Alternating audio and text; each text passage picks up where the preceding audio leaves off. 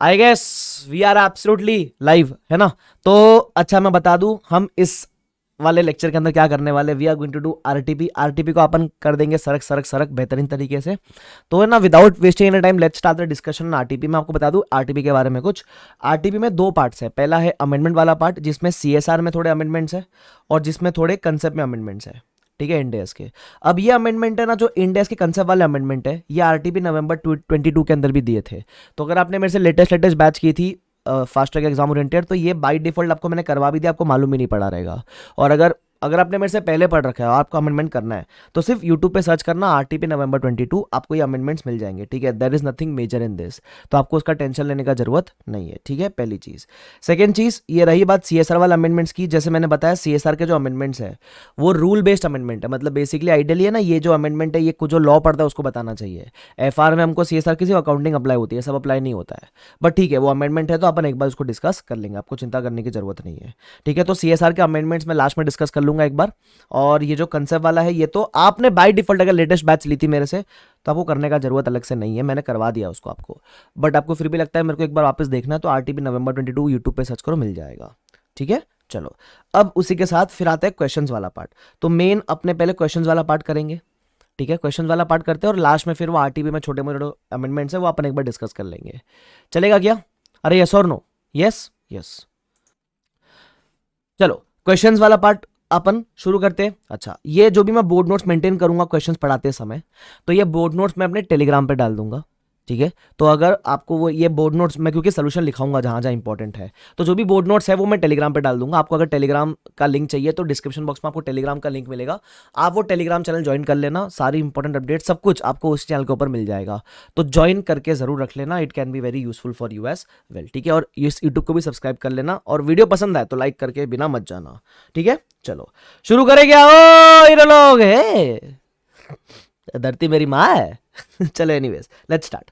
पहला क्वेश्चन। अच्छा सर, बहुत डिफिकल्ट आरटीपी है? अरे चिंदी आरटीपी है, 3-4 नए क्वेश्चन है, बाकी सब बेसिक बेसिक है। ठीक है, तो मैं हूं ना, क्या टेंशन लेते हो, सब करवा दूंगा मैं, चिंता मत करो। चलो आ जाओ। सबसे पहला है इंडेस 110 के ऊपर क्वेश्चन। आइडियली बोला 110 है, लेकिन मैं बताऊं ये इंडेस 110 का क्वेश्चन नहीं है, ये इंडेस 103 का क्वेश्चन है। ठीक है सर, कैसे पढ़ाता हूं मैं आपको, देखो। High speed limited manufactures and sells cars, their company wants to foray into a two-wheeler business and acquires 30% in quick bikes। अब 30% से कंट्रोल तो नहीं आता है, लेकिन 5 लाख में 30 एक्वायर किया कब? 1 नवंबर को। कंट्रोल आया? नहीं आया। ठीक है, अच्छा। एन एडिशनल 25% स्टेक भी बाद में एक्वायर किया 1 जनवरी को। पहले 30 था, अब 25 हो गया। इसको प्यार से बोलते स्टेप एक्विजिशन। कंट्रोल आया आपको सेकंड वाले स्टेज में, तो आप 103 फॉलो करना शुरू करोगे 1 जनवरी से। इस दिन से आपको 103 एप्लीकेबल हो जाता है। आपका स्टेक कितना हो जाता है? आपका स्टेक हो जाता है 55%। तो एनसीआई कितना हो जाएगा? एनसीआई हो जाएगा 45%। यहां तक सबको समझता है? ओके, कोई दिक्कत वाली बात नहीं है सर। पहले भी 5 लाख में खरीदा था 30%, अभी 25% परचेज किया 5 लाख में। Okay sir, no problem. अब आपको क्विक बाइक्स, ठीक है, क्विक बाइक्स का दिया हुआ है। क्विक बाइक्स मतलब कौन सी कंपनी है? सब्सिडरी कंपनी है। सब्सिडरी का आपको असेट लायबिलिटी दिया हुआ है कैरिंग वैल्यू फेयर वैल्यू के साथ। ठीक है, हम तो कौन से वैल्यू पे टेक ओवर करते हैं? हम तो सब कुछ फेयर वैल्यू पे टेक ओवर करते हैं, ये तो सिंपल है। अच्छा, उसके अलावा बोलते हैं quick bike sells the motorcycles under the brand name, super start which had a fair value of 3.5 lakhs। अब क्विक बाइक्स का एक ब्रांड था, क्विक बाइक्स के लिए ये ब्रांड वॉज सेल्फ जनरेटेड, तो उसने इसको रिकॉर्ड नहीं करा। लेकिन फॉर द पेरेंट कंपनी, जब पेरेंट इसको टेक ओवर करेगा, सोच समझ के बताओ, फटाफट से चैट बॉक्स में बताओ। अरे जिसके लिए ब्रांड था उसके लिए वो सेल्फ जनरेटेड था, उसने रिकॉर्ड नहीं करा। मैं तो पेरेंट हूं, मैं इसकी कंपनी को टेक ओवर कर रहा हूं, तो मेरे लिए तो ये ब्रांड, पेरेंट के लिए ब्रांड परचेस्ड ब्रांड हो गया ना, एक्वायर्ड ब्रांड। तो क्या पेरेंट इसको रिकॉर्ड कर सकता है क्या? सोच समझ के बताओ। अपन करेंगे इसको रिकॉर्ड, तो हम इसको स्टेप नंबर 4, अरे अपन स्टेप फॉलो करते हैं ना 6 स्टेप, तो अपने स्टेप नंबर 4 अपन इसको आईने में रिकॉर्ड कर लेंगे। आपने को तो ना फर्क पड़ता है उस चीज से? यस। तो मेरे को पूजा, पल्लवी, ऐश्वर्या, प्रणव ने कहा हाँ सर हम तो रिकॉर्ड करेंगे। वेरी गुड, तो आपको अपने को रिकॉर्ड करना है, सिंपल सी बात है। यस ठीक है, पूजा ने भी कहा चलो सही है, रमसीना, निखिल, विधि, सबने सेम। ठीक है, डन। उसके बाद अपने को एक पेरेंट का बैलेंस शीट भी दिया हुआ है 1 जनवरी 12 का, ये पेरेंट है। ठीक है, शायद CFS के लिए काम आएगा। अब चाहता क्या है, in relation to the acquisition of quick bikes you are required to pass entries on 1 Jan date of acquisition थी, अगर आपको पता रहेगा तो इसी दिन पे कंट्रोल आया, एक एंट्री चाहिए। उसके लिए बोलता है एनसीआई को किस पे रखने का, एनसीआई को आप रखने का फेयर वैल्यू पे। ओ ठीक है, डिफर्ड टैक्स इग्नोर करना है क्योंकि टैक्स रेट दिया हुआ भी नहीं है। उसके अलावा क्या चाहता है, prepare a consolidated balance sheet of high speed limited. Balance sheet चाहिए हाई स्पीड का, कब का चाहिए, 1 Jan 12। मैं बोलू डेट 1 का, that is date of acquisition का बैलेंस शीट चाहिए। तो डेट ऑफ एक्विजिशन का जो CFS है वो तो 103 के हिसाब से बनता है ना, तो ये क्वेश्चन 103 वाला है। ठीक है, तो करेंगे अपन। अच्छा एनीवेज, आपको जैसे आपको पता है ना मैं LDR मार्क करवाता हूँ इंपॉर्टेंट क्वेश्चंस, तो क्या आपको चाहिए, मैं RTP में 20 क्वेश्चंस है, तो आपको चाहिए मैं बताऊँ RTP में 20 में से लास्ट डे पे कौन से LDR क्वेश्चंस करने चाहिए, आपको चाहिए, आपको वो चीज़ चाहिए, तो चलो तुम ना तो बोलोगे नहीं, हाँ ठीक है, तो सुन लो, इसको LDR मार्क कर देना है क्वेश्चन को। It is not at all difficult, it is easy, but LDR mark करना बनता है। ठीक है, ध्यान रखना। चलो अभी अपने को एंट्री मारना है और बैलेंस शीट मारना है, बट बैलेंस शीट के लिए अपने को कुछ वो चाहिए रहेगा, क्या चाहिए रहेगा अपने को, वर्किंग्स वगैरह चाहिए रहेगी ना। तो क्या करते हैं अपन, इसके लिए वो बना लेते हैं। वो मतलब क्या होता है सर, अरे वो चलो सोल्यूशन स्टेप्स कैसे करेंगे, 103 का क्वेश्चन है, क्या फॉलो करने का, मैंने सिखाया था ना आपको 6 स्टेप फॉलो कर लेने का, सिंपल है। तो चलो अपन 6 स्टेप फॉलो करना शुरू करते हैं, आ जाओ करेंगे साथ में, अरे यस और नो, चलो साथ में 6 स्टेप फॉलो करना शुरू कर लेते जल्दी से, आ जाओ। मैं तो वही, अपने तो स्टेप वाले फॉर्मेट में करेंगे भाई, अपने को तो लफड़ा चाहिए ही नहीं। स्टेप नंबर 1 क्या है, स्टेप नंबर 1, अच्छा सर सोल्यूशन वगैरह अपलोड कर दोगे, अरे डाल दूंगा ना आप टेलीग्राम पे, डिस्क्रिप्शन में लिंक। ठीक है, स्टेप नंबर 1 है आइडेंटिफाइंग द एक्वायरर, लेकिन शॉर्ट में करवाऊंगा, फटाफट फटाफट। ठीक है, who is the acquirer, high speed is the acquirer, high speed is the acquirer. Step number 2 क्या बोलते हैं, डेट ऑफ एक्विजिशन। देखो स्टेप में करोगे बहुत जल्दी होएगा, date of acquisition is 1 Jan 12। ठीक है, उसके बाद वेरी गुड यार Pooja, very good. Step number 3, very good Gaurav, step number 3 is PC. अब पीसी अपन ने सबसे पहले जो लेटेस्ट एक्विजिशन किया था वो 25% के लिए किया था, उसके लिए अपन ने 5 lakhs पे किया था। अब याद है अपन पीसी में एक और चीज लेते हैं, 30% का प्रीवियसली हेल्ड इन्वेस्टमेंट। अब ये इंपॉर्टेंट है, जो मैं रेड में लिखूंगा वो इंपॉर्टेंट है, ठीक है, ध्यान रखना, दिस इज इंपॉर्टेंट। अब प्रीवियसली हेल्ड इन्वेस्टमेंट को भी अपने को डेट ऑफ एक्विजिशन की फेयर वैल्यू पे लेना होता है, इसको भी अपन डेट ऑफ एक्विजिशन की फेयर वैल्यू पे लाएंगे। अब इसको कैसे लाएंगे फेयर वैल्यू पे, इसकी फेयर वैल्यू अवेलेबल ही नहीं है, तो इसकी फेयर वैल्यू निकालनी पड़ेगी आपको। कैसे निकालोगे, 20 आप है ना एक ही तरीके से निकाल सकते हो, अभी ऑप्शन नहीं है तो कैसे निकालेंगे। ये मैं बोलूँ आज 25% खरीदा है 5 lakhs में, तो अगर आज 30% खरीदते मतलब प्रोपोर्शनेट लेना पड़ेगा आपको, इसी को बेस मानकर निकालनी पड़ेगी fair value. Normally fair value दी होती है, इस केस में दी नहीं है, तो अपन जो 25% एक्वायर किया है इसी को बेस मान के फेयर वैल्यू निकालेंगे 30% की। तो अगर क्रॉस मल्टीप्लाई करोगे, पता ना आता ना क्रॉस मल्टीप्लाई, बताओ कितना आता है क्रॉस मल्टीप्लाई करके। परफेक्ट आंसर प्रियांशी और Jeetu, it comes to 6 lakhs, तो मैं बोलूंगा it is coming to 6 lakhs। कैसे आया सर, मैं बताता हूँ, 25% में 5 लाख का एक्वायर किया तो 30% का कितना, ठीक है, तो आपने टोटल 55% के लिए कितना पीसी दिया रहेगा अक्रॉस, इट इज 11 lakhs। ठीक है, अच्छा आपने वैसे एक्वायर कितने में किया था, आपने वैसे एक्वायर किया था 5 lakhs में ही, 30% को भी आपने 5 lakhs में एक्वायर किया था, लेकिन हम कंसिडर कौन से वैल्यू पे कर रहे हैं, we are considering at 6 lakhs, तो जो 1 लाख का गेन है वो भी रिकॉर्ड होता है CFS के अंदर, ध्यान रखना। ठीक है, we will record that 1 lakh gain also. तो मैं इधर एक नोट लिख दूं, इधर शॉर्ट में, किधर, इन CFS गेन बुक करना पड़ेगा ऑफ 1 लाख रुपीज। मैं इसकी भी आपको एंट्री मार के दूंगा, चिंता मत करना, ठीक है क्या। चलो आगे बढ़ जाते हैं, यस लेट्स प्रोसीड फर्दर।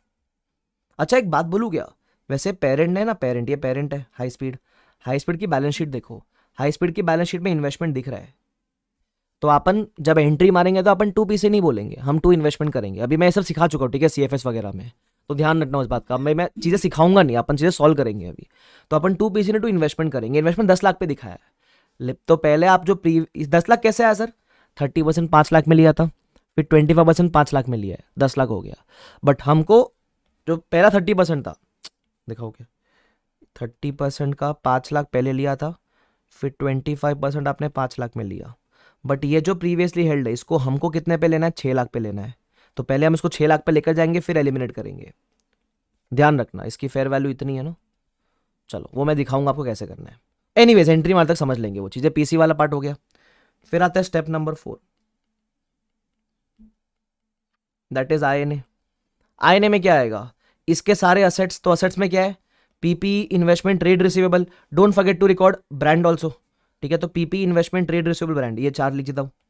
तो मैं बोलता हूं पीपीई, क्वेश्चन खुला रखो अपने सामने, पीपीई का फेयर वैल्यू इज 7.5 लैक्स, ठीक है। उसके अलावा इन्वेस्टमेंट इज 5 लैक्स, उसके अलावा ट्रेड रिसीवेबल्स इज 50,000। आप बोलोगे इन्वेस्टमेंट कैसे आया, अबे भाई ये सब्सिडरी के बुक्स वाले इन्वेस्टमेंट है, ये अलग है, ये वो पेरेंट ने जो इन्वेस्टमेंट किया वो नहीं है। फिर आता है important part, that is brand, हम तो एक्वायर करेंगे एट 3.5 लैक्स।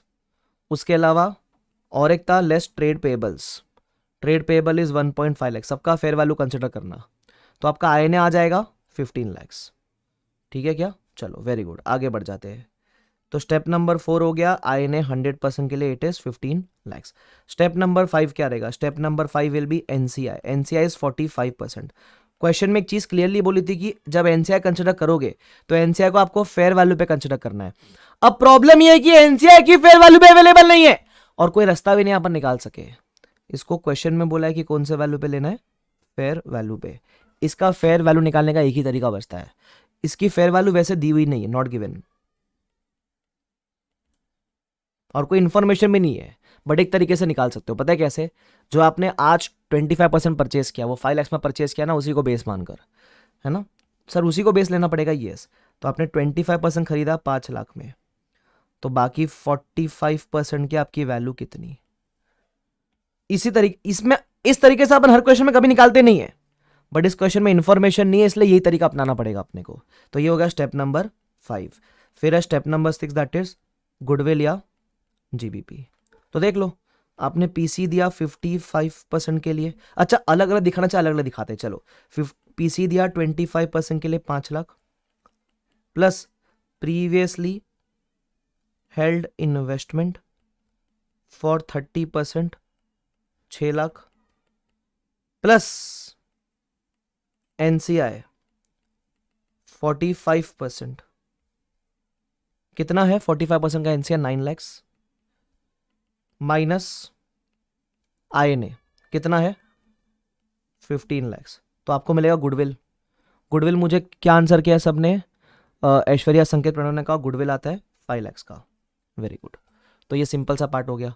अब आपको ये नहीं पूछा था गुडविल वगैरह कितना है, आपको एंट्री मारने बोली थी, तो अपने को एंट्री मार के देनी पड़ेगी, तो देंगे इनको एंट्री मार के, कोई दिक्कत वाली बात नहीं है। चलो जर्नल एंट्री चाहिए, it is a very simple entry. आपने जो जो एक्वायर किया, आईएनए टेकन ओवर, तो एक एक एसेट को रिकॉर्ड करना, पीपीई अकाउंट डेबिट, और क्या टेक ओवर किया, इन्वेस्टमेंट अकाउंट डेबिट, और क्या टेक ओवर किया, ट्रेड रिसीवेबल अकाउंट डेबिट, और क्या टेक ओवर किया। एक चीज जो आप हमेशा भूलोगे, ब्रांड। अरे अपना स्टेप 4 देखो, आपको मिलेगा ना उसमें क्या क्या टेक ओवर किया, बराबर, ठीक है। 2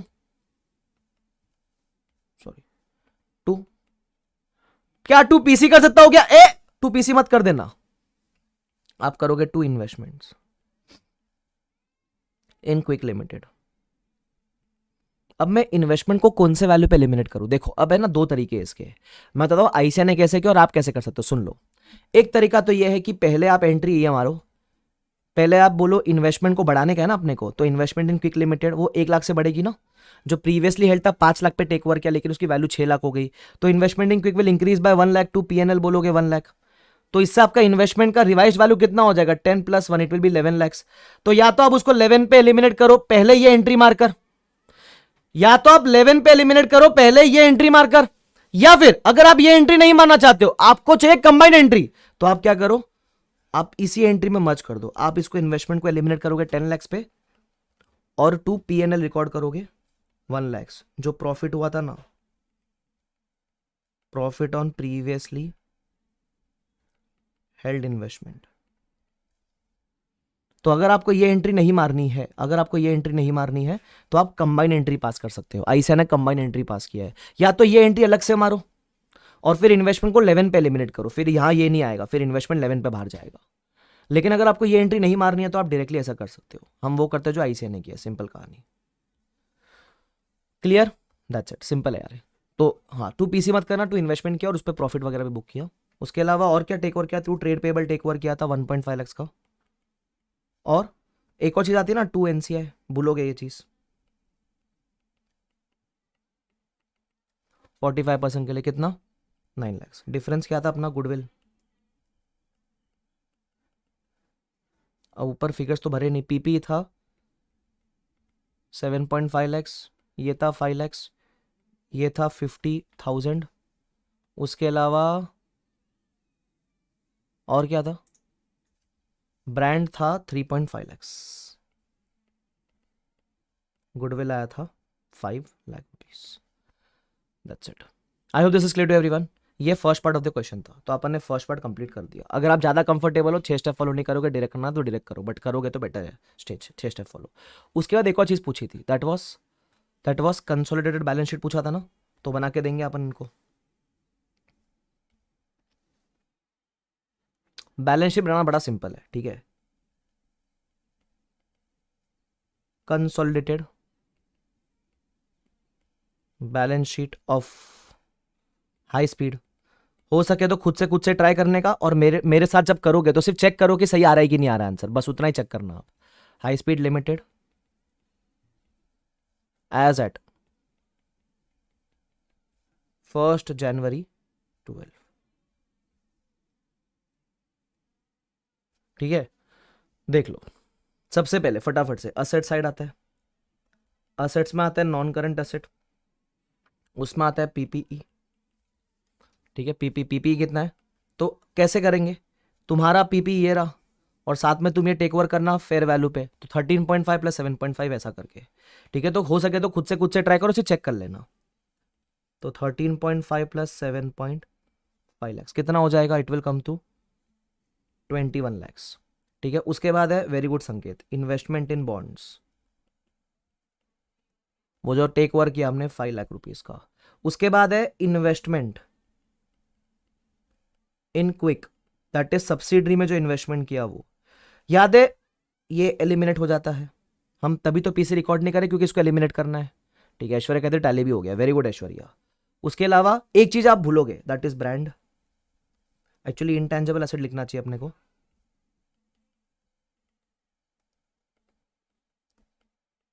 इंटेंजिबल एसेट्स, उसके अंदर आएगा ब्रांड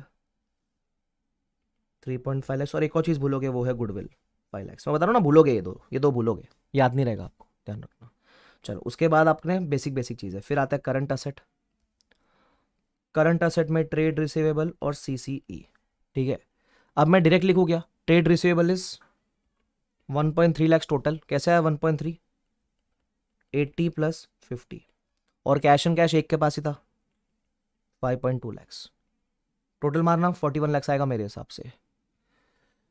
यस। उसके बाद आएगा इक्विटी एंड लाइबिलिटी, है ना? तो इक्विटी में equity share capital, other equity और एनसीआई। अच्छा, ये सिर्फ याद है ना, सिर्फ और सिर्फ पेरेंट का आएगा, ओनली पेरेंट। यस, तो कितना आएगा ओनली पेरेंट का? 5 लैक्स। अच्छा, उसके अलावा अदर इक्विटी भी सिर्फ पेरेंट का आएगा 15 लैक्स। बट एक और चीज भूलोगे, दैट इज प्लस, जो आपको कंसो प्रॉफिट लॉस में गेन आता ना प्रीवियस इन्वेस्टमेंट में 1 लाख का, वो भी आएगा इधर, तो that will B plus 1 lakhs. कितना हो जाएगा? 16 लैक्स। और एनसीआई तो अपने पास निकला हुआ, दैट इज 9 लैक्स। फिर आएगा लाइबिलिटीज। लाइबिलिटीज में short term loans, that will be 4 lakhs, और trade payables that will be 4.5 lakhs. Tally होना चाहिए 41 लैक्स। खत्म कहानी। देखो, मोस्टली आप जो मैंने रेड में लिखा है वो भूलोगे, ठीक है। ये 1 लाख क्या है? Gain on previously held investment. Simple, this question is done and dusted. फटाफट से बता दो हो गया क्या है तुम्हारा, जल्दी जल्दी बताओ। अच्छा, वो ये सब फाइनेंशियल लाइबिलिटी में आएगा, फाइनेंशियल असेट में आएगा, ये भी फाइनेंशियल लाइबिलिटीज में आएगा, वो ध्यान रख लेना, ठीक है। सिर्फ अच्छे से प्रेजेंट कर देना उसको, ठीक है। हो गया क्या? फटाफट जल्दी से बताओ, जल्दी जल्दी। Yes, very good. चलो, सही है संकेत, जिनल, पूजा, वेरी गुड, चलो ठीक है, मैं आगे बढ़ सकता हूँ। गुड। डिफिकल्ट लग रहा है कि आरटीपी? अरे सिंपल क्वेश्चन था रे, लेकिन अच्छा क्वेश्चन है इसलिए मैंने एलडीआर मार्क करवाया, क्योंकि कुछ फ्रेश है, कुछ नया है। ठीक है, चलो अब आते हैं अगले क्वेश्चन के तरफ, दैट इज क्वेश्चन नंबर 2। ठीक है, क्वेश्चन नंबर 2 को भी आप एलडीआर मार्क कर देना। इनिशियल 4 से 5 क्वेश्चन लाइन से एलडीआर है, ठीक है, ध्यान रखना, क्योंकि ये नया है थोड़ा सा, बट सिंपल है। क्या बोलता है देखो, अपने को ओपनिंग इन्वेंट्री का कॉस्ट और रिटेल प्राइस दिया हुआ है ना, ओपनिंग का भी दिया हुआ है, परचेस का भी, दोनों दिया हुआ है। Inventory on hand, inventory on hand का मतलब होता है क्लोजिंग इन्वेंट्री।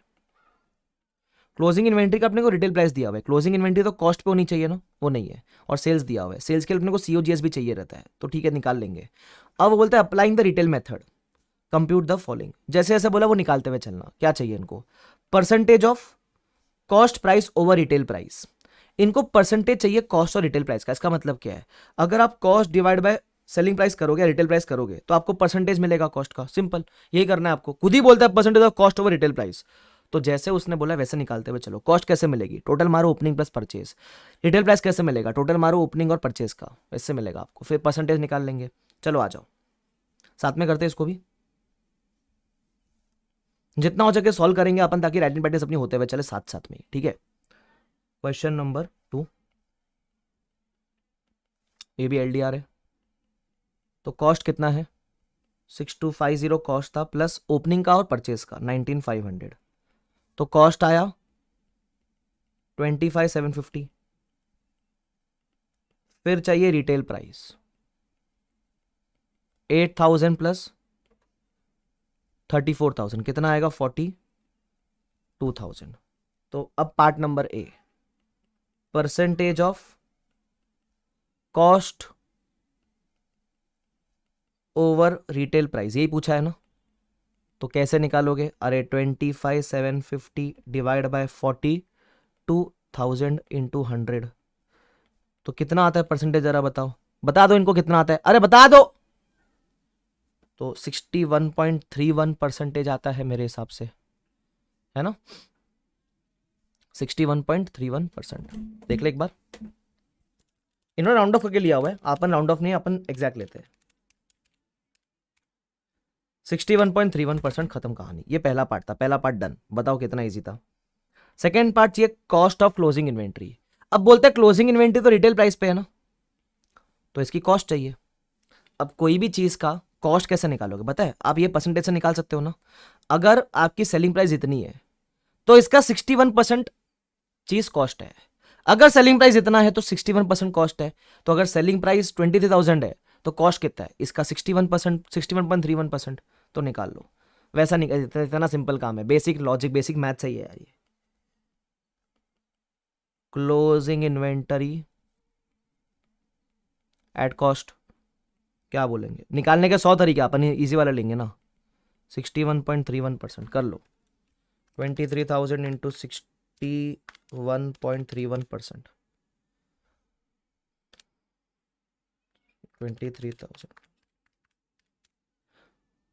41414101 आ रहा है मेरे को, मैं एग्जैक्ट ले रहा हूं तो 4114,101 एग्जैक्ट। अच्छा आईसीआई ने ना इसको 61% ही लिया है, 61.31 नहीं लिया, तो मैं एग्जैक्ट आंसर निकाल के दे रहा हूं आपको, ठीक है, ध्यान रखना। तो देयर विल बी सम थोड़ा सा छोटा छोटा वो कैलकुलेशन, क्या बोलते हैं, मैच नहीं होगा बेसिकली, मिसमैच। एनीवेज, उसके बाद क्या बोलता है? चलो कॉस्ट ऑफ क्लोजिंग इन्वेंट्री हो गई मेरी, डन। उसके बाद value of cost of sales at cost, sales का भी आपको कॉस्ट चाहिए, सीओ। तो कॉस्ट ऑफ सेल्स आप कैसे निकालते हो मुझे बताओ? कॉस्ट ऑफ सेल्स आप कैसे निकालते हो? तो कॉस्ट ऑफ सेल्स निकालने के दो तरीके हैं, है ना। या तो आप क्या कर सकते हो, या तो आप बोल सकते हो cost of sales opening plus purchase minus closing, तो मिलेगा कॉस्ट ऑफ सेल्स। या फिर आप डायरेक्टली इसका भी 61.31 ले सकते हो, इसका भी आप 61.31 ले सकते हो, दोनों से सेम आंसर आएगा, तो मैं दोनों से निकालूंगा। ठीक है, मुझे चाहिए कॉस्ट ऑफ सेल्स। तो दो तरीका है, opening plus purchase minus closing, सबका कॉस्ट कॉस्ट लेना। तो ओपनिंग कितना था अपना? 6250 plus purchase was 19500 minus closing का कॉस्ट था 14101। तो ये कितना आता है आपको? दिस कम्स टू कितना आता है? 11649। एक तरीका ये है, या फिर आप कह सकते हो और जो आपकी सेल्स थी 19,000 सेल्स थी आपकी, उसका भी 61.31% करोगे तो सेम आंसर आना चाहिए। 19,000 इंटू 61.31% सेम आंसर आता है, खत्म कहानी, देख लो ना, सेम आंसर आता है। डन, ठीक है। और डी वाला पार्ट क्या पूछा है अपने को, ये भी हो गया। फिर आता डी वाला part, profit earned, profit earned during the year on sale of inventory, inventory के बेचने पे प्रॉफिट कितना आया। तो यार ये जो COGS है minus your selling price will be the profit element ना यार। तो आओ the part, profit sales minus cost of sales, तो प्रॉफिट मिलेगा, बुद्धि लगानी नहीं है। 19,000 माइनस 11,649 तो आएगा प्रॉफिट, कितना आता है, माइनस 11,649 7,351, सिंपल, खत्म कहानी। अच्छा डन, यस। मैं आपको बता दूं एक बार ICA ने कैसे कर रखा है। ICA ने इसको नेट करके 16% लिया था। अच्छा देखो ये पहले वाले क्वेश्चन में प्लीज़ वो फाइनेंशियल एसेट वगैरह में क्लासीफाई कर देना, जो जो चीज़ें फाइनेंशियल एसेट में आती है, फाइनेंशियल लायबिलिटी में आती है, ठीक है, वो तो हो जाएगा।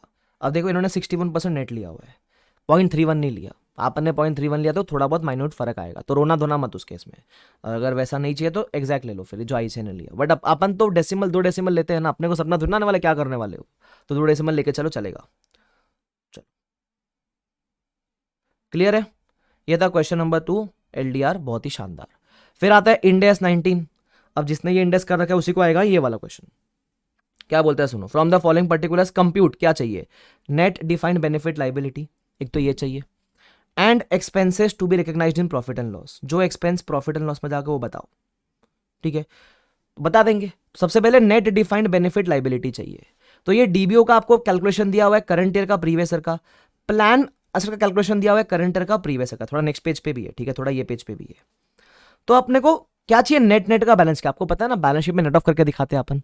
तो सबसे पहले अगर आप हेडिंग पढ़ोगे तो वो ऐसा कुछ दिया हुआ पता है, changes in demographic assumptions, changes in financial assumptions. अरे ये सब जो चेंजेस होते हैं अजम्पशन में चेंज होते हैं, आपको मैंने सिखाया था 19 के अंदर, when there are changes in assumptions तो वो एक्चुएरियल गेन्स एंड लॉस होता है DBO के ऊपर, बराबर। अजम्पशन का चेंज मतलब एक्चुएरियल गेन लॉस ऑन DBO, बराबर। और एक्चुएरियल गेन लॉस हमेशा जाता है OCI के अंदर, अपने को OCI वाला पूछा ही नहीं है, अपने को सिर्फ प्रॉफिट एंड लॉस वाला पूछा है, ठीक है, ध्यान रखना। एनीवेज चलो कर लेते हैं आगे। हाँ तो अब DBO का नेट वाला बैलेंस शीट, नेट क्या होता है, बैलेंस शीट में आप DBO और PA को नेट करके दिखाते हो, तो पहले इसका क्लोजिंग ढूंढो, तो जितने पॉजिटिव है वो प्लस करो और जो नेगेटिव है उसको माइनस करो, ठीक है, जो नेगेटिव है उसको माइनस करो। एक्सपेंस वेरिएंस, ये वेरिएंस मतलब वही असम्पशन का चेंज, तो अगेन एक्चुअल गेन लॉस वगैरह अपने को उससे फर्क नहीं पड़ता, OCI में जाता है वो सब। इसका पहले नेट करके निकाल लो, ठीक है क्या, तो मैं आपको लिख के देता हूं इधर, इसको इधर ही सॉल्व कर ले, क्या इसको यहीं सॉल्व कर लेते ना अपन, उसमें कुछ झंझट करे। तो नेट नेट का बैलेंस बता दो, नेट, तो इसका नेट आता है, अच्छा मैं आपको हेल्प कर दूंगा, टाइम वेस्ट क्यों करेंगे अपन। इसका नेट आएगा 75.07, इसका नेट आएगा 63.25, बराबर क्या। प्लान असेट का आएगा जो पॉजिटिव है ऐड, जो नेगेटिव है माइनस, सिंपल, टेबल पूरा बना के दिया हुआ है आपको, और इसका आएगा 21.81, इतना सिंपल सा आता है, ठीक है, ध्यान रखना। ये आपके सारे क्लोजिंग बैलेंसेस आ गए। अभी किस चीज के, वो अपन हेडिंग बना लेते एक बार अच्छे से, ठीक है। ये आपका करंट ईयर का DBO, ये ओपनिंग अच्छा ओपनिंग क्लोजिंग बोलता हूं, ये क्लोजिंग DBO, ये ओपनिंग DBO, ठीक है, ये क्लोजिंग प्लान असेट और ये ओपनिंग प्लान असेट, ये है बेसिकली, ठीक है। अब अपने को नेट का क्लोजिंग का बैलेंस चाहिए, नेट का, तो ओपनिंग क्लोजिंग दोनों निकाल लेते हैं क्या, ओपनिंग और क्लोजिंग दोनों निकाल लेते हैं। चलो ओपनिंग DBO और ओपनिंग PA पहले कंपेयर करो, ओपनिंग DBO और ओपनिंग PA कंपेयर करो। तो एक काम करो, आ जाओ अगला पेज ले ही लेते हैं, क्वेश्चन 3, ठीक है, देख लो, opening net defined benefit liability, तो ये मेरा ओपनिंग DBO लो, ओपनिंग DBO इज 63.25, और ओपनिंग पीए लो, तभी तो आपको opening net defined benefit liability मिलेगा। इट इज 21.81 बराबर, तो कितना आता है, इट इज इक्वल टू 41.44। फिर आप लोग closing net defined benefit liability, तो इसमें क्लोजिंग डीबीओ लो माइनस क्लोजिंग प्लान एसेट करो, तो आपको मिलेगा, वैसे पूछा क्लोजिंग ही था, मैं फिर भी दोनों निकाल के दे रहा हूं आपको, ठीक है। तो कितना आ गया 75.07 माइनस 33.39, तो कितना आ जाएगा, it will B 41.68 if I am not wrong. तो इंक्रीज कितना हुआ है, इंक्रीज है डीबीओ के अंदर बाय 0.24। एनीवेज इंक्रीज तुमसे किसी ने पूछा नहीं है, तो ये मेन ये चाहिए था क्लोजिंग वाला पार्ट, पहला पार्ट, ये फर्स्ट चीज पूछी थी। सेकंड पूछा था पीएनएल में क्या क्या जाएगा, तो पीएनएल में क्या क्या जाएगा आप देख के बताने का, सिंपल है। जैसे ये करंट सर्विस कॉस्ट, क्या ये पीएनएल में जाता है, द आंसर इज यस, ये पीएनएल में आता है। इंटरेस्ट कॉस्ट, क्या ये पीएनएल में आता है, the answer is yes. Current year का लेते हुए चलो, तो करंट ईयर आपका क्या ये है, तो करंट ईयर का ये। अच्छा, डेमोग्राफिक एक्चुअल में आता है, तो ये जाता है ओसीआई में, बराबर, ये जाता है आपका ओसीआई में। उसके अलावा एक्सपेंस वेरिएंस, ये भी ओसीआई में जाता है। बेनिफिट्स पेड का कोई इंपैक्ट नहीं होता है प्रॉफिट एंड लॉस में। इन्वेस्टमेंट इनकम, जैसे इंटरेस्ट एक्सपेंस होता है वैसे प्लान एसेट पे इन्वेस्टमेंट इनकम होती है ना, ये जाएगा आपका प्रॉफिट एंड लॉस में इनकम की तरह। उसके बाद एम्प्लॉयज कॉन्ट्रीब्यूशन, कॉन्ट्रीब्यूशन का प्रॉफिट लॉस में कोई इंपैक्ट नहीं है। और रिटर्न ऑन प्लान एसेट, जब प्लान एसेट पे रिटर्न आता है ना, तो अब इन्वेस्टमेंट इनकम की रिटर्न अलग से दिखी हुई है, मतलब ये जो रिटर्न होगा ये आपका एक्चुएरियल gain loss on plan asset होगा। प्लान एसेट पे दो तरह की इनकम होती है, एक होती है इन्वेस्टमेंट इनकम और एक होती है जो आपकी एक्चुअल रिटर्न और जो इन्वेस्टमेंट इनकम उसका डिफरेंस को बोलते हैं actual gain loss on plan asset. जब देखोगे तो याद आएगा, तो ये है, तो ये तो ओसीआई में जाता है, ठीक है। तो कितना हो गया ये, एक तो इन्वेस्टमेंट इनकम हो गया, करंट सर्विस कॉस्ट और इंटरेस्ट कॉस्ट, तीन चीजें हो गई, बस लिख देना उसको। किधर गया, एक सेकेंड, ये रहा। प्रॉफिट एंड लॉस में आपके क्या क्या आएगा, इंप्लॉय बेनिफिट एक्सपेंस के हेड के अंदर सीएससी इंटरेस्ट एक्सपेंस, तो सीएससी कितना आएगा एक बार देख लेते हैं क्या। आप चाहो तो इसमें भी आप करंट और प्रीवियस ईयर दे सकते हो, आपको अगर देना है सपोज प्रॉफिट एंड लॉस में भी, if you want to give current year previous year, तो आप दे सकते हो कि करंट ईयर में कितना था 5.84, प्रीवियस ईयर में था 4.97, ये कितना है 4.27, 3.56। फिर है इन्वेस्टमेंट इनकम, कितना है वो आपके नेगेटिव जैसे आएगा, तो ये 1.47, ये 1.12, मेरे ख्याल से ये है कहानी। मैंने नेगेटिव क्यों लिखा है, अरे ये इनकम है ना, तो एक्सपेंस साइड में नेगेटिव दिखेगा ना, ये सही आपका एक्सपेंस रिड्यूस करता है ना, सिंपल। क्लियर है, यहां तक खत्म कहानी, हो गया ये वाला पार्ट। तो बहुत सिंपल सा क्वेश्चन था, लेकिन आपको देख के, क्योंकि नया तो देख के डर लगता है ना, जब कोई भी चीज नहीं होती तो देख के आपको डर लगेगा, बट वैसा कुछ है नहीं डरने जैसा, तो it is relatively very simple question, ठीक है। चलो खत्म, इसको मैं एलडीआर नहीं मार्क करूंगा, सिंपल था वो। फिर आता है इंडेस 102, अगेन अ वेरी सिंपल और बेसिक क्वेश्चन, ठीक है। तो इसको भी अपन एलडीआर नहीं मार्क करेंगे, लेकिन सॉल्व जरूर कर लेते हैं अपन। देखो जो भी नया चीज है वो सॉल्व करेंगे, जो भी पुराना पुराना है सेम सेम था उसको अपन सॉल्व नहीं करेंगे, सिंपल है। चलो आ जाओ, इंडेस 102 क्या बोलता है देख लो, बोलता है entity A runs a copper mining business, year ended क्या है, year ended 31 March, dividend declare किया है शेयर्स पे to accrue to the employees during the 3 year period. अब ये डिविडेंड डिक्लेयर करना है ना, सिर्फ टाइम पास बोला हुआ, मतलब इसका कोई इंप्लीकेशन नहीं है। आधे लोग वो देख कर डर जाएंगे, अरे ईसॉप का डिविडेंड में क्या होगा, कुछ नहीं होएगा, है ना, कुछ नहीं होएगा। चलो, if the condition is met, और 3 साल तक रहने का है, ठीक है। उसके बाद उनको एम्प्लॉय को शेयर्स वगैरह मिलेगा, okay. The entity estimate that 1 April is the shares valued at 10 rupees, okay. The grant date of the fair value is ₹10, okay, कोई दिक्कत वाली बात नहीं है। Entity prepares annual statements on 31 March, on 1 April 10 estimate है 800 का, first year के end का एस्टिमेट है 780 का। मेरे लिए फर्स्ट डे का एस्टिमेट कोई काम का नहीं है, मैं तो ईयर एंड पे खर्चा बुक करता हूं, तो फर्स्ट ईयर के एंड का जो एस्टिमेट है वो काम का है मेरे लिए, बराबर। तो ये एस्टिमेट मैं यूज करूंगा। फिर सेकेंड ईयर में ये मेरा एस्टिमेट है, इसको मैं यूज करूंगा, और थर्ड ईयर का मेरा एस्टिमेट 750 रहता है। उसके अलावा बोलता है on 1st April as a part of long-term incentive scheme, entity A provisionally awards its employees 1,000 shares receivable on 31st March. Explain the accounting treatment for the share-based payment. The requirement is a service condition would not be reflected in the fair value. ठीक है, बहुत simple सा question है, ज़्यादा कुछ है ही नहीं इसके अंदर। तो मैं आपको सॉल्व करके दिखा देता हूँ फटाफट से कैसे करना है इसको। एक तरीका है पूरा टेबल वगैरह बनाओ, या एक तरीका अपन डायरेक्टली भी कर सकते हैं। ठीक है, तो अपन डायरेक्टली कर लेते हैं, ज़्यादा कुछ खेलाकूदी करने का जरूरत नहीं है। एक तो आप टेबल बना सकते हो हर साल का कितना खर्चा बुक करना है, मैं डायरेक्टली कर रहा हूँ। ठीक है, तो सबसे पहले आप बुक करोगे ईयर 1 के एंड पे। आपका ईयर 1 का एंड है 31 मार्च 11 if I am not wrong, बराबर। एंट्री आएगी एम्प्लॉय बेनिफिट एक्सपेंस, शेयर्स दोगे तो आप बोलोगे टू एसबीपी रिजर्व। अब खर्चा कितना बुक करेंगे, तो फर्स्ट के हिसाब से आपका जो एस्टिमेट था वो कितना था ईयर 1 में, आप बोलोगे नंबर ऑफ एम्प्लॉयज इनटू कितने ऑप्शंस देने वाले हो आप, 780 शेयर्स देने वाले हो ना।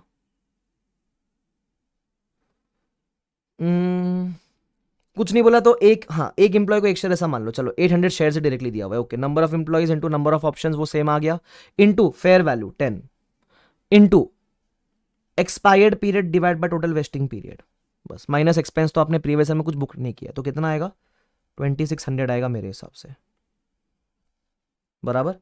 फिर आएगा ईयर 2 का and 31 March 12, entry will be the same, यही एंट्री रहेगी। सिर्फ कैलकुलेशन में क्या है आप लोगे 750 इंटू 10 इंटू 2/3 माइनस 2600, तो आपका एक अमाउंट आएगा, कितना आता है जल्दी बताओ, मेरे ख्याल से इट कम्स टू 2400। यस, फिर आएगा ईयर 3 का एंड 31 मार्च 13, तो आप उसमें क्या बोलोगे, एंट्री तो सेम रहेगी आपकी। ठीक है, बस अमाउंट में क्या रहेगा, 750 शेयर्स और एम्प्लॉयज है इंटू 10 इंटू 3/3 माइनस 2600 माइनस 2400, तो कितना आ जाएगा आपका 2500। That's it. Again a very very very simple question, एक बार करने की देरी है, एक बार करोगे तो बहुत सिंपल लगता है फिर ये सब चीजें।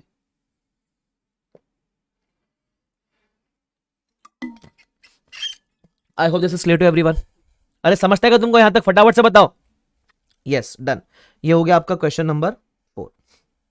फिर आते हैं अपन क्वेश्चन नंबर 5 की तरफ। क्वेश्चन नंबर 5 की तरफ अब एक बात ध्यान रखना, ये जो क्वेश्चन है ये मैं एलडीआर मार्क करवाता हूं, लेकिन ये थोड़ा सा वियर्ड क्वेश्चन है। ठीक है, this is a little bit weird question. इसको पढ़ के अपने 101 के कंसेप्ट को डाउट मत करना। मतलब आपको लगेगा ना अरे मेरे को यार ये तो हमने किधर देखा ही नहीं है वो, तो लिटिल ट्रिकी क्वेश्चन, इससे आप डीमोटिवेट वगैरह मत होना। ठीक है, नॉर्मल सा क्वेश्चन है, थोड़ा थियरी क्वेश्चन है, इसलिए आपको देख के लगेगा अरे क्या ही है इस क्वेश्चन के अंदर, क्योंकि इसमें एएस वगैरह का रेफरेंस दिया हुआ है, इसमें एएस वगैरह का रेफरेंस दिया हुआ है, तो आपको टेंशन लेने का जरूरत नहीं है, सिंपल ही है ये भी। ठीक है, टेंशन मत लो, आ जाओ। तो क्या बोलता है सुनो, ABC is a public limited company, is in the business of exploration and production of oil and gas and other hydrocarbon related activities. ठीक है, ओके। आगे बोलते हैं, it operates overseas project directly and और through subsidiaries by participation in various joint arrangement and investment in associates. The company was following accounting standards as notified under Companies Act rules. However, it adopted Ind AS. Ind AS adopt करना शुरू कर दिया है। मैंने बोला शाबाश, very good, बहुत अच्छा काम किया, Ind AS अडॉप्ट कर लिया। ठीक है, फिर बोलता है goodwill is recognised as per AS, तो उन्होंने पहले गुडविल बुक किया एज पर एएस, मैंने बोला शाबाश। अब एएस मतलब गुडविल बुक किया, ठीक है, तो लाइन बाय लाइन कंसोलिडेशन वगैरह भी किया सब्सिडरीज का। ठीक है, उसके अलावा अब एक बात ध्यान से सुनना, ये 101 है मतलब फर्स्ट टाइम अडॉप्शन है ना, तो कुछ कुछ चीजें यहां वहां की आएगी। क्या बोलता है, एबीसी कंसोलिडेशन कर रहा है, मतलब कंसोलिडेशन किसके याद करता है, वो खुद एक पेरेंट होगा और उसने एक सब्सिडरी को टेक ओवर किया रहेगा, ऐसा ही कुछ हुआ रहेगा ना। देखते हो ऊपर क्या बोला था उसने, हाँ एबीसी पब्लिक लिमिटेड है, ठीक है, और it operates projects directly through subsidiaries and joint arrangements. ठीक है, तो ये सब्सिडरी वगैरह के साथ, जॉइंट अरेंजमेंट, एसोसिएट के साथ काम करता है, मतलब वो पेरेंट भी है और उसकी सब्सिडरीज भी होगी। तो जब उसने एक्वायर किया ना सब्सिडरी को, तो कुछ गुडविल आया रहेगा ना, तो पहले तो उसने goodwill as per Ind AS 2127 record किया। ठीक है, उसके अलावा they has not taken into consideration the valuation of underlying gas and oil reserves. अब ये जो रिजर्व टर्म है, रिजर्व, इस रिजर्व वर्ड से मत कंफ्यूज हो जाओ, मैं बताता हूं इसका मतलब क्या है। They have not taken into consideration the valuation of underlying oil and gas, इसका मतलब जब एबीसी ने अपने सब्सिडरी को टेक ओवर किया तो एक इंटेंजिबल राइट भी था, एक इंटेंजिबल राइट भी था which was not taken over, which was not recorded separately. आप लिख दो इधर बाजू में, which was not recorded separately by parent, क्योंकि एएस में ऐसा कोई रिक्वायरमेंट था ही नहीं सेपरेट रिकॉर्ड करने का। इंडेस में बोलता है ना कि सामने वाले के बुक्स में भले ना हो, तुम्हारे लिए राइट है तो तुमको रिकॉर्ड करना चाहिए। ये रिजर्व वर्ड से मत कंफ्यूज ना, रिजर्व मतलब लगता है कि अदर इक्विटी आइटम होगा, नहीं भाई, वो आपको बताना चाहता है कि एक इंटेंजिबल राइट था, not taken into consideration valuation of underline oil and gas, है ना। तो वो उन्होंने कंसिडर नहीं करा, मतलब उन्होंने उसको एक सेपरेट इंटेंजिबल रिकॉर्ड नहीं किया। जब आप किसी चीज को आईएनए में सेपरेटली रिकॉर्ड नहीं करते हो तो बाय डिफॉल्ट वो गुडविल का पार्ट बन जाता है। क्यों? Because goodwill is the balancing figure ना। तो अगर कोई चीज आप आईएनए में रिकॉर्ड नहीं करोगे तो that will form part of goodwill. तो मैं आपको एक चीज लिखा देता हूं, if not recorded in INA it becomes part of goodwill slash GBB, वो गुडविल जीबीबी का पार्ट बन जाता है। ठीक है, चलो एनीवेज, तो ये आप ध्यान रखना। तो तभी एएस वगैरह में हमने इसको रिकॉर्ड नहीं किया था। ठीक है, कोई दिक्कत वाली बात नहीं है। फिर बोलता है the company further consider that in oil and gas companies the goodwill generated on acquisition of mineral rights either through joint control entities or subsidiaries inherently derives its value from the underlying mineral rights and ठीक है, and value of goodwill depletes, value of goodwill को लोग deplete करते हैं। ठीक है, therefore taking a prudence approach considering the above substance the company amortize the goodwill। अब ये amortization वगैरह वो कहां करता था? वो एएस में करता था। एएस में गुडविल का amortization चलता था, goodwill was amortized in as. कहां होता था वो? एएस में होता था। ठीक है, एएस में होता था, ध्यान रखना। इंडेस में अलाउड है क्या एमोटाइजेशन? नहीं, इंडेस में goodwill can not be amortise, it is only tested for impairment annually. ये बात आपका ध्यान रखना। ठीक है, तो वो गुडविल को एमोटाइज कर रहा था, कोई बात नहीं है, using some approach. This allowed the company to utilise the value of goodwill over the remaining life of mineral rights and charging of the goodwill over the life of reserves. ठीक है, following the financial year 1011 the company has availed transition exemption under 101 and has not applied principles of 103। अब आपको अगर 101 थोड़ा सा पता है तो उसमें बिजनेस कॉम्बिनेशन के लिए क्या बोलता है? आप चाहो तो बिजनेस कॉम्बिनेशन रेट्रोस्पेक्टिवली आपको अप्लाई करने का जरूरत नहीं है। क्या बोलता है? आप चाहो तो आपको बिजनेस कॉम्बिनेशन रेट्रोस्पेक्टिवली अप्लाई करने का जरूरत नहीं है। जो पुराने एज पर एएस हो चुके वो हो चुके हैं। आप जो वैल्यू पे एएस में रखे थे उसी वैल्यू पे इंडेस पे ले आओगे। ठीक है, आपने जिस वैल्यू पे एएस में रखा था उसी वैल्यू में आप इंडेस में उसको ले आना, ये अलाउड है। ठीक है, ये अलाउड था 101 में। लेकिन अब कुछ दो नई बातें हैं। जब आप 101 में लेकर आओगे तो जो गुडविल एएस में था एज इट इज, जो बैलेंसिंग फिगर गुडविल का, वो इंडेस में आ जाएगा। इंडेस में आने के बाद क्या गुडविल की एमोटाइजेशन कंटिन्यू रह सकती है? नहीं रह सकती। सपोज आपका एएस में गुडविल था 1000, आपने 2-3 साल एमोटाइज किया तो 300 आपने एमोटाइज कर दिया, बच्चा अभी 700 है। ठीक है, ये एएस की कैरिंग अमाउंट है। जो एएस की कैरिंग अमाउंट है वो बनेगी इंडेस की कैरिंग अमाउंट 700। अब एक बार इंडेस में आ गया तो इसको आप एमोटाइज नहीं कर सकते। It can only be tested for impairment annually. As में कर रहे थे, ठीक है, उसको मत चेंज करो, पुराना हो गया हो गया। इंडेस में आने के बाद इसकी कैरिंग अमाउंट आप चेंज नहीं कर सकते। ये पहला चीज। सेकेंड चीज, मैंने क्या बताया था? एक इंटेंजिबल जो आपने अलग से रिकॉर्ड नहीं करा था वो तो गुडविल का पार्ट बन गया था। अब जब आप इंडेस में आओगे तो आपको वो इंटेंजिबल रिकॉर्ड करना पड़ेगा और उतने वैल्यू से आपको गुडविल कम करना पड़ेगा। सर इसका मतलब क्या है? इसका मतलब ये है, जब आप इंडेस में आ गए, इंडेस में आ गए, गुडविल का जो एएस में कैरिंग अमाउंट था यही कैरिंग अमाउंट बनेगा इंडेस का गुडविल का कैरिंग अमाउंट। ठीक है, लेट्स अज्यूम कर लेते, किधर अमाउंट तो दिया हुआ नहीं है, तो अज्यूम कर लेते इट इज 700, तो मैं 700 पे टेक ओवर कर लूंगा। पहला चीज। सेकेंड चीज, वो जो इंटेंजिबल था उसको बोलते हैं इंटेंजिबल राइट। वो जो इंटेंजिबल राइट था इसको आपको रिकॉर्ड करना है सेपरेटली रिकॉग्नाइज्ड। तो सपोज इसका वैल्यू मैं अज्यूम कर लेता हूं, इसका value let's say it is 200। तो अब आपका जो गुडविल है वो गुडविल आप 700 था, 700 नहीं दिखाओगे। आप बोलोगे वो जो राइट है वो राइट 200 पे रिकॉर्ड होगा, बाकी पे गुडविल 500 का रिकॉर्ड होगा। ये वैल्यूज कहां से आई सर? ये वैल्यूज अज्यूम्ड है, अज्यूम्ड वैल्यूज हैं, ये सब अज्यूम्ड वैल्यूज है, ये वैल्यूज किधर दी हुई नहीं है ऐसा। और एक बार गुडविल आ गए, goodwill never amortized, only test in Ind AS. It is only tested for impairment annually.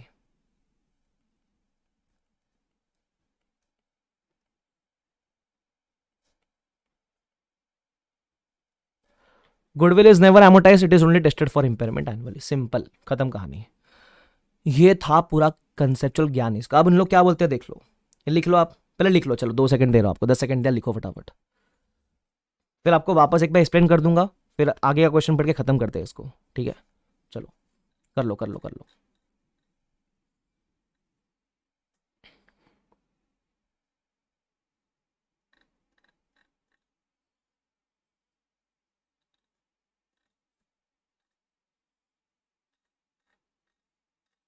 लिखा? ओ हीरो लोग, लिखा गया? नीचे ये लो,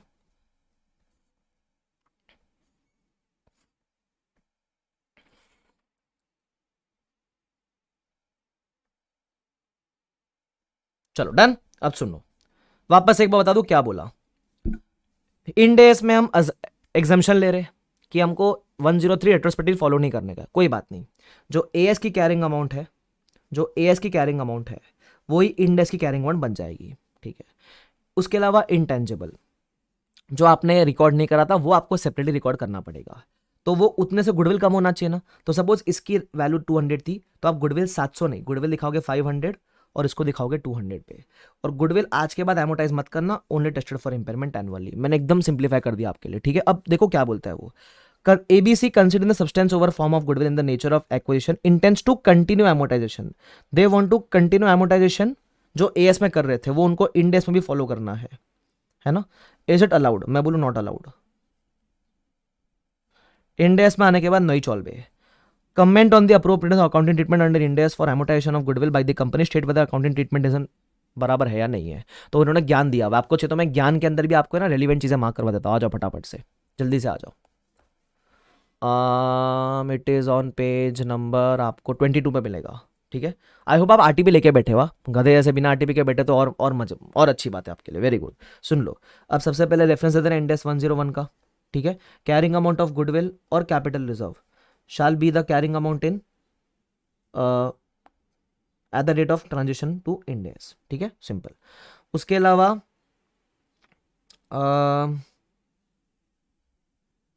सीधा काम की बात करते हैं।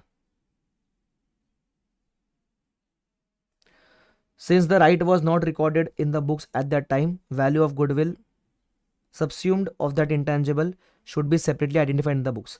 Hence, the value of goodwill will be reduced accordingly. An intangible for rights for using mine should be recognized. ये जो मैंने आपको लिखाया था ये चीज, ठीक है?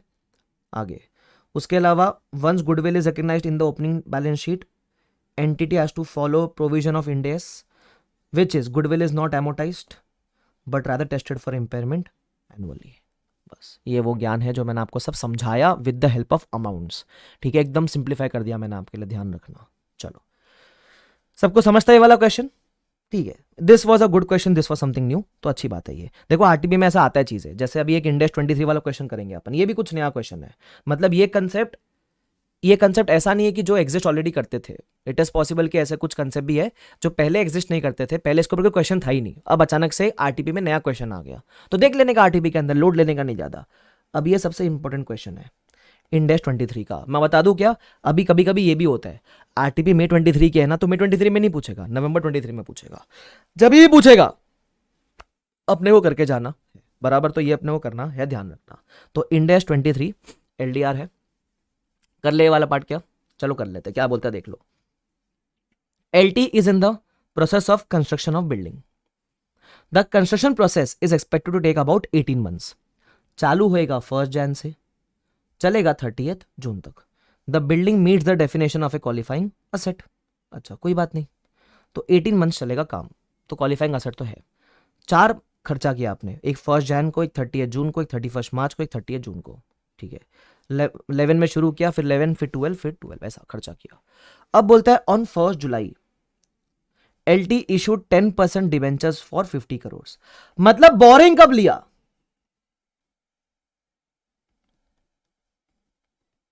बोरिंग डेट इज 1 जुलाई। तो इसके पहले आप कोई भी कैपिटलाइजेशन नहीं कर सकते हो। मैक्सिमम कैपिटलाइजेशन आप कब से कर सकते हो? जब से बोरिंग लिया है तब से। अगर बोरिंग नहीं थी तो आप, अरे यार अगर आपने खर्चा खुद के फंड से किया है तो आप कैपिटलाइज नहीं कर सकते ना यार, है ना? तो आप बोरिंग जब से लिया तब से ही आप कैपिटलाइज कर सकते हो, इस बात का आप ध्यान रखना। ये बात समझती है आपको? यस। आगे क्या बोलता है? The proceeds from the debentures form part of the company general borrowings. ठीक है, ये बोलता है जनरल बोरिंग है और एक ही बोरिंग है जनरल वाली, तो ये जो रेट है यही आपका हो जाएगा कैपिटलाइजेशन रेट। अपन निकालते हैं ना जनरल बोरिंग में कैपिटलाइजेशन रेट, यही हो जाएगा। ठीक है, which it uses to finance the qualifying asset. LT had no borrowings before 1st जुलाई, कोई बोरिंग पहले से नहीं थी, and did not incur any borrowing cost before that date, पहले से कोई भी बोरिंग नहीं थी।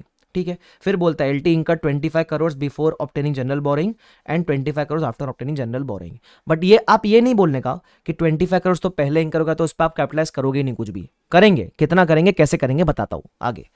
For each years of the financial years ended 31 March 11, 12 and 13, total 3 financial year follow हो गया। 31 मार्च 11 का ईयर एंड, 31 मार्च 12 का ईयर एंड, 13 का year end. Calculate the borrowing cost that LT is permitted to capitalise as a part of building cost. ठीक है, calculate the borrowing cost that LT is permitted to capitalise. ठीक है, ये अपने को पूछा है, तो आप अब कैसे करोगे? ठीक है, इस बात का ध्यान रखना। अब कैसे करना है मैं आपको हिंट देता हूं, ठीक है, बहुत जरूरी है ये चीज। जैसे आपने ये खर्चा किया 5 करोड़ का फर्स्ट डे पे, ये तो आपने फर्स्ट डे पे खर्चा किया। मैं बोलूं ये खर्चा हुआ पूरे 18 मंथ्स के लिए होगा। This expense would have been outstanding for full 18 months. This expense would have been incurred for full 18 months ना। कैसे? 1 जैन से खर्चा करना शुरू किया, और ये जब कोई खर्चा फर्स्ट डे पे करोगे तो it should be capitalise for 18 months. इसका इंटरेस्ट 18 महीना कैपिटलाइज होना चाहिए। लेकिन अब ये 18 महीने का बाइफर्केशन देखो, ये 18 महीना कब से कब तक है? ये है 1 जैन से लेकर 30 जून तक। तो जितना भी 1 जैन से लेकर, सॉरी 1 जैन ना, या मैं ऐसा बोल दूं, जब तक आपने बोरिंग नहीं ली थी उतने महीने का आप इंटरेस्ट कैपिटलाइज नहीं कर सकते। जब तक आपने बोरिंग नहीं ली थी तब तक आप उसका इंटरेस्ट कैपिटलाइज नहीं कर सकते। इसका मतलब टिल 1 जुलाई 11, 1 जुलाई 11 तक कितना महीना बीत चुका है? 6 महीना। तो इसमें आप कोई कैपिटलाइजेशन नहीं कर सकते इस खर्चे के ऊपर। अच्छा, इसके जो बाकी 12 महीने हैं, रिमेनिंग मंथ्स, जो 12 महीने बचते उसमें आप कैपिटलाइजेशन कर सकते हो। तो आप बोलोगे नहीं सर, जब मैंने एक खर्चा कर दिया तब तो मैंने अपने फंड से खर्चा किया था, लोन तो मैंने बाद में लिया है, तो मैं इस खर्चे पे क्यों कैपिटलाइजेशन करूं? बोरिंग कॉस्ट में कभी आपको ये नहीं देखना है कि जब मैंने खर्चा किया तब लोन लिया था कि नहीं लिया था। वो बोलता है खर्चा तुमने अपने जेब से किया, लोन चलो बाद में ले लिया। तो कैपिटलाइज आप जब लोन लिया तब से लेकर टिल द एंड डेट तक कैपिटलाइज कर पाओगे। भले ही आपने अपने जेब से खर्चा किया है, बट बाद में लोन लिया ना इस चीज के लिए, तो जब से लोन लिया तब से कैपिटलाइजेशन परमिट करेंगे। पहले 6 महीने इसके लिए कोई लोन था नहीं अपने पास, तो अपन इसका 6 महीने का इंटरेस्ट कैपिटलाइज नहीं कर सकते। मतलब 1 जैन से लेकर 1 जुलाई तक का इंटरेस्ट आप कैपिटलाइज नहीं कर सकते। आप जो भी कैपिटलाइजेशन करोगे वो रिमेनिंग 12 महीने के लिए करोगे। ऐसा होता है इस केस में। ठीक है, ये आपको समझ के लेना है, पहला कंसेप्ट है ये।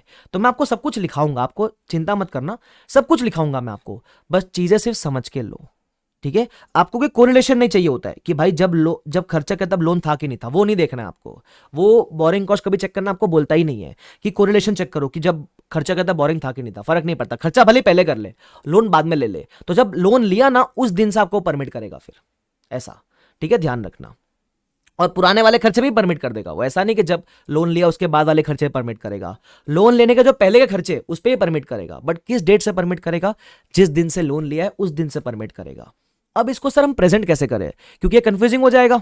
सिंपल है, आपको 3 ईयर का पूछा है, 11, 12, 13, ऐसे 3 साल का पूछा है ना आपको, तो हम 3 साल में बांट देते हैं इसको। आ जाओ, तो सबसे पहले आता है एक कौन सा क्वेश्चन है, क्वेश्चन नंबर 6। ये आरटीपी का सबसे अच्छा क्वेश्चन है, मतलब मुझे लगता है जितने भी क्वेश्चन थे उस पर सबसे ढंग का एक अच्छा क्वेश्चन वो ये वाला क्वेश्चन है, ठीक है, ध्यान रखना। चलो क्वेश्चन नंबर 6। तो सबसे पहले अपने बोलते हैं फॉर द ईयर एंडेड 31 मार्च 11। इस साल में अपन ने खर्चा तो किया था but we did not take any borrowings, no borrowings taken. इस वाले ईयर में ईयर एंडेड 31 मार्च 11 में अपन ने सिर्फ एक खर्चा किया था, वो किया था 1 जैन 11 को 5 CR का। बट इसमें आप इंटरेस्ट कितना कैपिटलाइज करोगे? नील। क्यों? क्योंकि नो बोरिंग्स वर टेकन, क्योंकि आपने कोई बोरिंग लिया ही नहीं है, तो इस पर आप कोई इंटरेस्ट कैपिटलाइज नहीं कर सकते। हाँ, अगले साल से शायद कुछ कैपिटलाइज करेंगे आप, ध्यान रखना। ये आपका फर्स्ट ईयर होगा, फर्स्ट ईयर में इतना ही करना है आपको और कुछ नहीं करना है, क्योंकि इस साल तक आपने एक ही खर्चा किया है 5 करोड़ का, देख लो ना। इस साल तक आपने एक ही खर्चा किया सिर्फ 5 करोड़ का। अगला खर्चा 30 जून 11 में आएगा, तो वो अगले साल में खर्चा आएगा, ठीक है। उसके बाद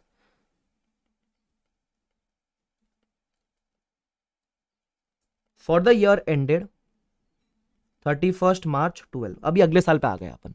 अगले साल में don't take directly the next expense. नया एक्सपेंस पहले मत लो, पहले पुराने वाले की बात भी कर लो, ठीक है। तो जो पुराना वाला 5 लाख था, सॉरी 5 करोड़ था पुराना वाला, इस पे जो फर्स्ट 3 मंथ्स है that is from 1 April to 30 June, no borrowings yet, no borrowings taken yet, therefore no capitalisation. अभी आप कैपिटलाइज नहीं कर सकते। लेकिन मैं बोलूं फ्रॉम 1 जुलाई 11 टू अभी ये साल के एंड की बात करता हूं 31 मार्च 12, मैं बोलूं आपने बोरिंग्स ले ली। अब इतने पीरियड पे आप बोरिंग कॉस्ट कैपिटलाइज कर सकते हो। इस खर्चे पे इतने पीरियड पे आप बोरिंग कॉस्ट कैपिटलाइज कर सकते हो। तो कितना पीरियड आता है? 9 महीना। सर 9 महीना क्यों? आपने तो 12 महीने कहा था। अरे बाकी 3 महीने अगले साल में आएंगे ना, इसलिए। तो कैसे करेंगे?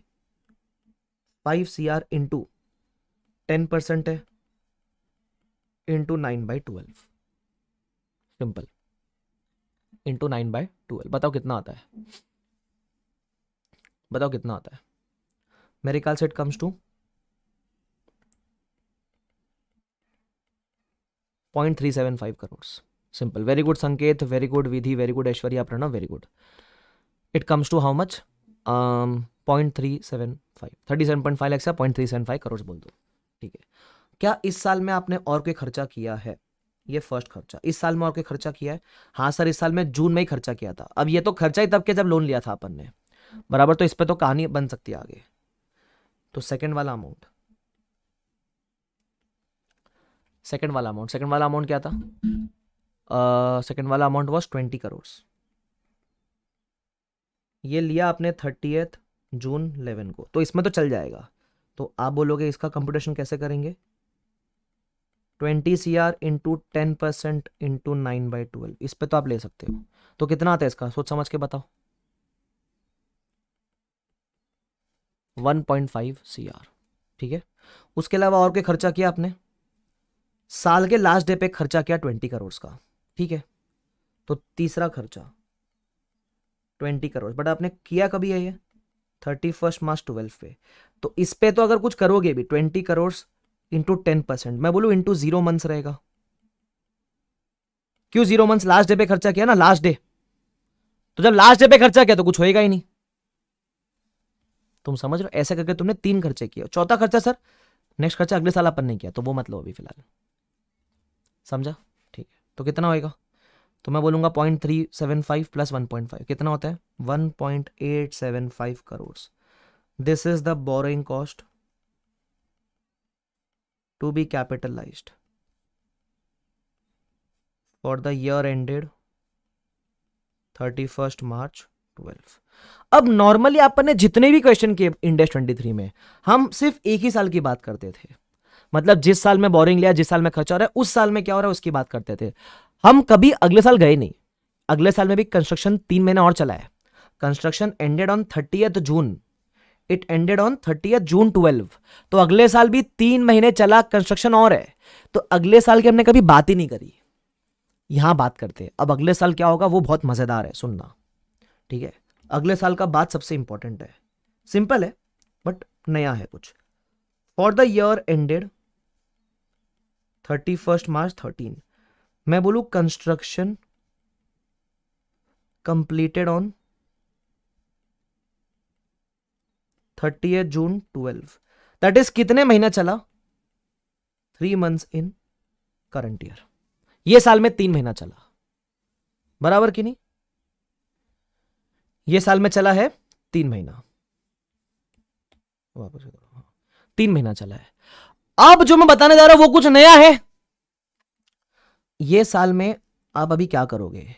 तो पहले के जो खर्चे हैं, पहले 5 CR 20 और 20 टोटल 3 खर्चे आपने किए। पहले के खर्चे पे भी अगले साल आपको 3 महीने और कैपिटलाइजेशन मिलेगा। पहले के खर्चे पे भी आपको 3 महीने और कैपिटलाइजेशन मिलेगा। अब पहले के खर्चे पे तो कैपिटलाइजेशन मिलेगा, पहले का जो बोरिंग कॉस्ट है उस पे भी आपको कैपिटलाइजेशन मिलेगा। क्या सर? वापस सुनो, आपके पीपी का कैरिंग अमाउंट क्या हो जाएगा? पीपी का carrying amount will be 5 + 20 + 20 45 plus ये बोरिंग कॉस्ट कैपिटलाइज करोगे तो ये पीपी के कैरिंग अमाउंट में ऐड हो जाएगा। तो आपकी पीपी की कैरिंग अमाउंट कितनी हो जाएगी? It will B 45 CR plus 1.875। Sir 45 कैसे आया? 5 + 20 + 20, 5 + 20 + 20 मिला के 45 होता है, प्लस 1.875। यह है आपकी पीपी की कैरिंग अमाउंट, दैट इज 46.875। इस पूरे अमाउंट पे आपको कैपिटलाइज करने मिलता है फॉर द रिमेनिंग 3 months। मतलब ऐसा नहीं होता है, जो खर्चा आपने किया ना उस दिन से लेकर कंस्ट्रक्शन खत्म होने तक इस खर्चे पे कैपिटलाइजेशन परमिटेड होता है। जो खर्चा आपने किया, खर्चा इंकर करने से till the date of completion, तब तक कैपिटलाइजेशन परमिटेड होता है। तो ये खर्चा अपन ने कर दिया था, प्लस जो उसका बोरिंग कॉस्ट कैपिटलाइज किया, बेसिकली जो पीपी का कैरिंग अमाउंट होता है ना उस पे आपको रिमेनिंग मंथ्स के लिए कैपिटलाइजेशन और मिलता है, बराबर। तो आप 46.875 पे कैपिटलाइजेशन करोगे। अब इस पे कितना इंटरेस्ट कैपिटलाइज करोगे? तो वो निकालोगे 46.875 इंटू 10% इंटू 3/12 कितना आता है? मेरे ख्याल से आता है 1.17। और आपने और कोई खर्चा इंकर किया है क्या? और आपने कोई खर्चा इंकर किया है? हाँ, 30 जून 12 को 5 करोड़ इंकर किया है। ये तो आपने लास्ट डे पे इंकर किया 5 CR, जब कंप्लीट हो रहा है काम उस दिन पे इंकर किया 5 करोड़, तो उस पर तो कोई कैपिटलाइजेशन नहीं मिलेगा ना। 30 जून 12 को इंकर किया, तो इस पे आप अगर 5 CR इंटू 10% करोगे तो भी 0/12 होएगा ना, तो कुछ नहीं आएगा ऐसा। ये इंपॉर्टेंट है। तो borrowing cost to be capitalised for the year ended 31 March 13 कितना रहेगा? 1.17। 3 साल का बोरिंग कॉस्ट पूछा था आपको, पहले उस साल का जिसमें खर्चा के लेकिन लोन नहीं लिया, नील। नेक्स्ट ईयर में लोन लिया 30 जून को, तो पुराने वाले खर्चे पे 9 महीने के लिए, ये खर्चा जून में किया तो 9 महीने के लिए, ये खर्चा लास्ट डे पे किया 0 months के लिए। नेक्स्ट ईयर में जितना भी opening carrying amount of PPE है उस पे आपको पूरा मिलेगा 3 महीने के लिए। 3 महीना क्योंकि करंट ईयर में चला सिर्फ 3 महीना काम है, तो पुराना कैरिंग अमाउंट क्या था, इतना खर्चा इंकर कर चुके वो, प्लस जो बोरिंग कॉस्ट है वो, इस टोटल अमाउंट पे आपको कैपिटलाइज करने मिलेगा। फिर बस बाकी 5 करोड़ पे, ये क्योंकि लास्ट डे पे किया है तो इस पे नहीं मिलेगा आपको। तो ये भाई ये ऐसी चीज है जो अपन ने 23 में कभी कर ही नहीं पाए, क्योंकि 23 में जितने भी क्वेश्चन अपने पास थे उसमें कभी वो नेक्स्ट ईयर में लेकर ही नहीं गया अपने को। इस क्वेश्चन में वो लेकर जाता है, तो लेकर जाता है तो शेयर करके आना। ये मई 23 में भी आ सकता है, नवंबर 23 में भी आ सकता है, दोनों में से एक बार तो पक्का पक्का आएगा। तो ये प्लीज करके चले जाना, वेरी इंपॉर्टेंट क्वेश्चन। क्या आप सबको समझ आता है क्या ये वाला पार्ट? यस और नो मेरे को बता दो, डाउट है तो पूछ लो, जल्दी से बताओ यस और नो, समझ आता है कि नहीं आता है? मस्त तो क्वेश्चन था, सही है। अच्छा, ऐसा अच्छा लगता है, एक आध क्वेश्चन तो बनता है ना यार। ये जबरदस्त क्वेश्चन था, मतलब मैं बोलता ये था एक अच्छा क्वेश्चन। यस,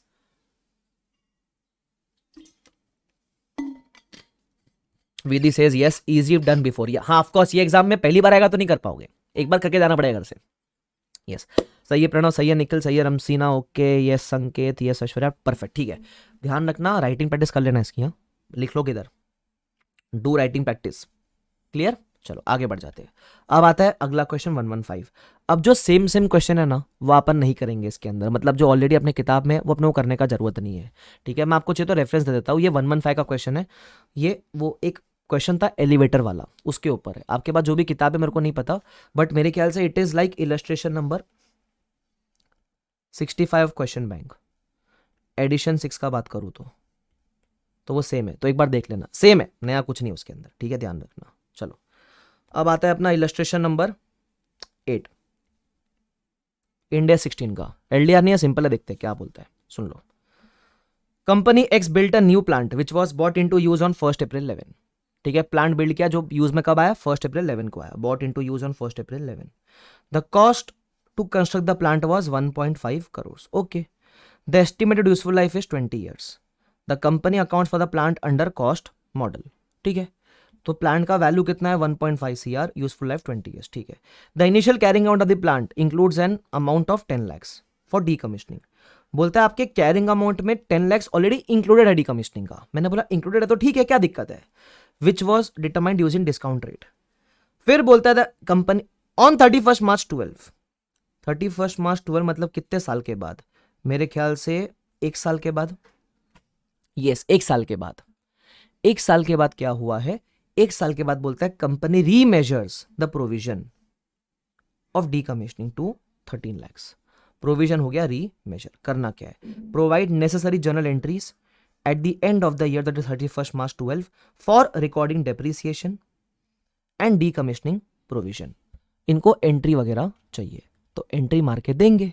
बहुत सिंपल क्वेश्चन है, आ जाओ साथ में करते हैं। पेज ऐड कर दूं एक, कौन सा क्वेश्चन है ये, क्वेश्चन नंबर 8 है ना, यस क्वेश्चन 8। जैसे करता हूं वैसे करते हुए चलो, सबसे पहले पीपीई का बात करते हैं। बताओ 1/4/11 को इसकी वैल्यू क्या थी, इसकी वैल्यू वॉज 150, लाइफ 20 ईयर्स। पहले 1 साल कर दो डेप्रिशिएट, तो कितना रहेगा, 150 लैक्स बोल रहा हूं, लैक्स में ले रहा हूं मैं सब कुछ ताकि इजी पड़े। तो डेप्रिशिएशन विल बी 7.5 लैक्स। तो कितना वैल्यू बचेगा 31 मार्च 12 को, 142.5 लैक्स। ठीक है, कोई दिक्कत वाली बात नहीं है, आगे बढ़ जाते हैं। फिर था अपना प्रोविजन फॉर डीकमिशनिंग। इसको पता है अपन एवरी ईयर एंड पे क्या करते हैं, क्या करते हैं इसका एवरी ईयर के एंड पे, अनवाइंडिंग करते, याद है क्या। तो प्रोविजन का अमाउंट कितना है, इसका amount opening value, opening on 1/4/11 it was 10 lakhs. Add unwinding at the rate 10%, तो 1 लाख से अनवाइंडिंग होगी, अनवाइंडिंग में बढ़ता है ना प्रोविजन, यस। तो कितना हो गया 11 लैक्स, ये आपका 31 मार्च 12 को वैल्यू हो गया। अब बोलता है this provision increase to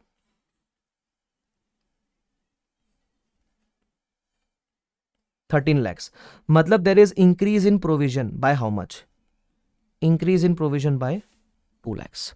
2 lakh से प्रोविजन का वैल्यू बढ़ गया। अब इस इंक्रीज का मैं क्या करूं, ये इंक्रीज अनवाइंडिंग की वजह से नहीं हुआ है, आपका डीकमिशनिंग का एस्टीमेट चेंज हो गया है। तो ऐसे केस में हम देखते हैं, अगर असेट कॉस्ट मॉडल पे तो कॉस्ट एडजस्ट करना होता है, अगर असेट रिवैल मॉडल पे तो रिवैल्यूएशन गेन लॉस एडजस्ट करना होता है। अब वो बोलता है क्लियरली, क्वेश्चन बोला था असेट कॉस्ट मॉडल पे है, asset is at cost model, तो इसको आप कॉस्ट से एडजस्ट करोगे। तो इससे होगा क्या, इसके आप जब एंट्री मारोगे तो एंट्री रहेगी PPE account debit to provision 2 lakh 2 lakh, आपका प्रोविजन 2 लाख से बढ़ेगा, नया वाला प्रोविजन रहेगा 13 लैक्स, आपका कॉस्ट भी बढ़ेगा 2 लाख से,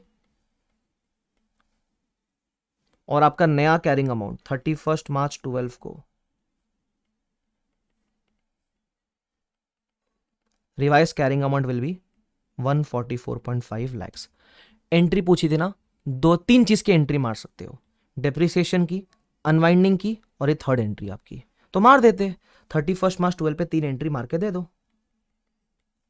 पहला रहेगा डेप्रिसिएशन टू पीपी, वो तो आपने पुराने वाले वैल्यू पे कर दिया था 7.5 7.5। फिर रहेगा अनवाइंडिंग का एंट्री, तो अनवाइंडिंग क्या रहता है, interest to provision 1 lakhs 1 lakhs, और तीसरा एंट्री रहेगा चेंजेस इन डीकमिशनिंग का,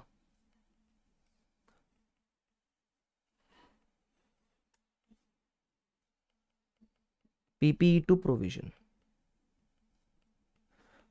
2 lakhs 2 lakhs, simple, done and dusted, खत्म हो गया काम इसका। I hope this is clear to everyone, done. Can I proceed further, ये सर करो ना, प्रोसीड फर्दर, काहे नहीं करते हो, करो, सिंपल। इंड एस 20, कुछ नया नहीं है, टाइम पास क्वेश्चन है, सुन लो क्या बोलता है। बोलता है ग्रांट मिला 10 CR का, क्या करे इस ग्रांट का। बोलता है ग्रांट क्यों मिला है, किसी खर्चे के अगेंस्ट मिला है ना, for environmental protection. Expected cost to be incurred is 3 lakhs per annum for next 5 years। खर्चा आप इंकर करने वाले हो 3 lakhs का फॉर 5 years। अब बताओ ग्रांट को कैसे बुक करेंगे। जब खर्चा बुक करोगे 5 साल में, तो ग्रांट भी बुक होएगा every over the period of 5 years। तो आप डीजीजी करके बुक करना और टोटल 5 years में इसको प्रॉफिट एंड लॉस में ट्रांसफर कर देना। मेन ये पूछा है कि इसको प्रेजेंट कैसे करोगे। तो प्रेजेंट करने के 2 तरीके होते हैं, या तो इस ग्रांट को सेपरेट इनकम करके रिकॉर्ड करना, या फिर इस ग्रांट को एक्सपेंस से नेट करके दिखा सकते हो। जैसे ग्रांट फर्स्ट का एक्सपेंस कितना है, एक्सपेंस 3 lakhs, इनकम आपने दिखाई, हर साल की इनकम रहेगी 2 लाख की, तो नेट एक्सपेंस कितना हो गया 1 lakhs, ऐसा करके दिखाओगे, बस खत्म। कुछ एलडीआर जैसा था नहीं इसके अंदर, सिंपल है ये वाला part. Is this clear to everyone? अरे क्लियर है क्या ये वाला पार्ट? Yes, done. चलो मेरे ख्याल से we are good to proceed further, आगे बढ़ सकते हैं हिसाब से। यस, बढ़ते चलो।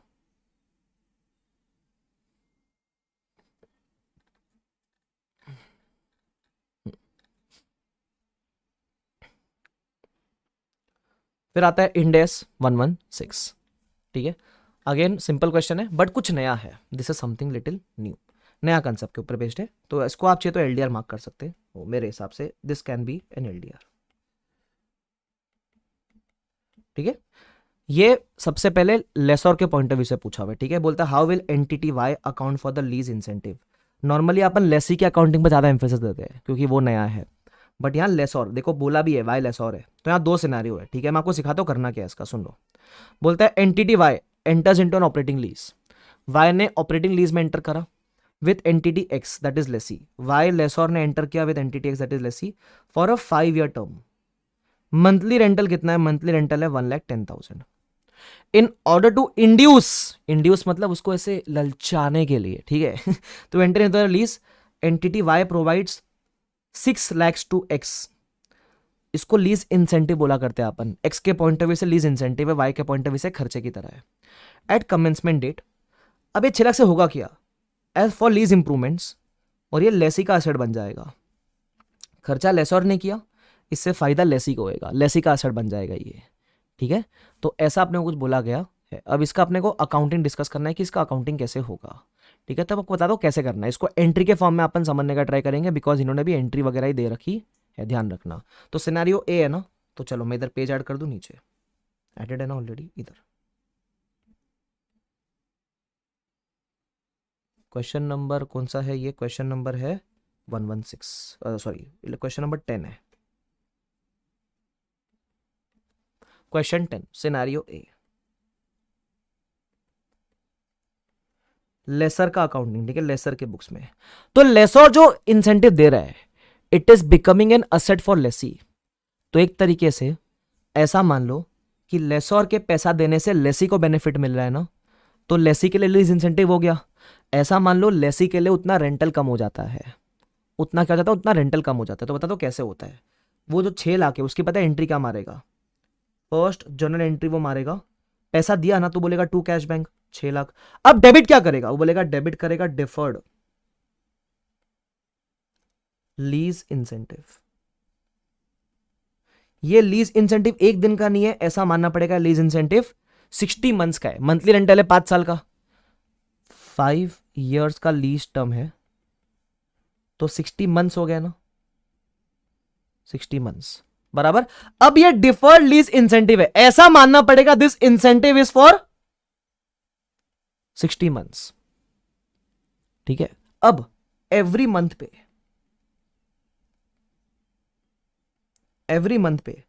हम लेसी से रेंटल रिसीव करेंगे ना। लेसी हमको कितना रेंटल पे करने वाला, देखो लेसी हमको रेंटल पे करेगा 1,10,000। तो हम अब देखो अकाउंटिंग कैसे करेंगे। हमको 1,10,000 आएगा, हम बोलेंगे cash bank account debit 1,10,000 to, थोड़ा थोड़ा ये डिफर्ड लीज इंसेंटिव रिवर्स होता हुआ चलेगा, ठीक है। ये रिवर्स होता हुआ चलेगा। तो कितना रिवर्स होएगा? 6 lakhs डिवाइड बाय 60 मंथ्स, तो कितना? 10,000 पर मंथ आपको रिवर्स करना है। तो आप बोलोगे टू डिफर्ड लीज इंसेंटिव 10,000, सिर्फ रिमेनिंग जो बचता है वही आपकी लीज की रेंटल इनकम है।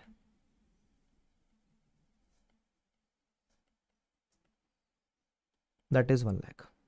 मतलब आज के बाद आप ये कभी मत बोलना कि आपकी रेंटल इनकम 1,10,000 है। वो बोलता है 1,10,000 आप रिसीव कर रहे हो, उसके बदले में आपने डे 1 पे 6 लाख का बेनिफिट दे दिया, तो मोटा मोटी नेट नेट बेसिस में आपने उसको रेंटल से 1 लाख ही चार्ज किया है, क्योंकि 1,10,000 एवरी मंथ रिसीव करके डे 1 पे आपने 6 लाख थमा दिया उसको।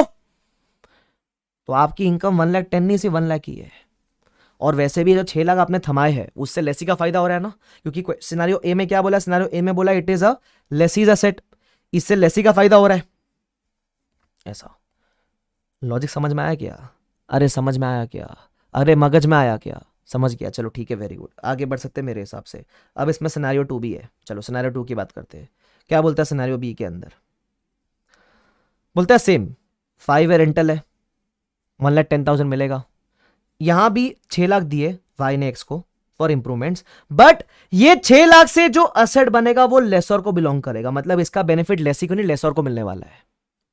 Estimated useful life of improvements is 5 years। अब जब आप इंसेंटिव जो लेसी को दे रहे हो, दिखाने के लिए लेसी को दिया है, बट बेनिफिट आप ही को खुद को ही मिलने वाला है, तो इसको आप डिफर्ड लीज इंसेंटिव नहीं बोलोगे, ये आपका खुद का असेट हो गया, या आपका पीपीई हो गया। तो सुन लो इसका अकाउंटिंग कैसे है, सिंपल है।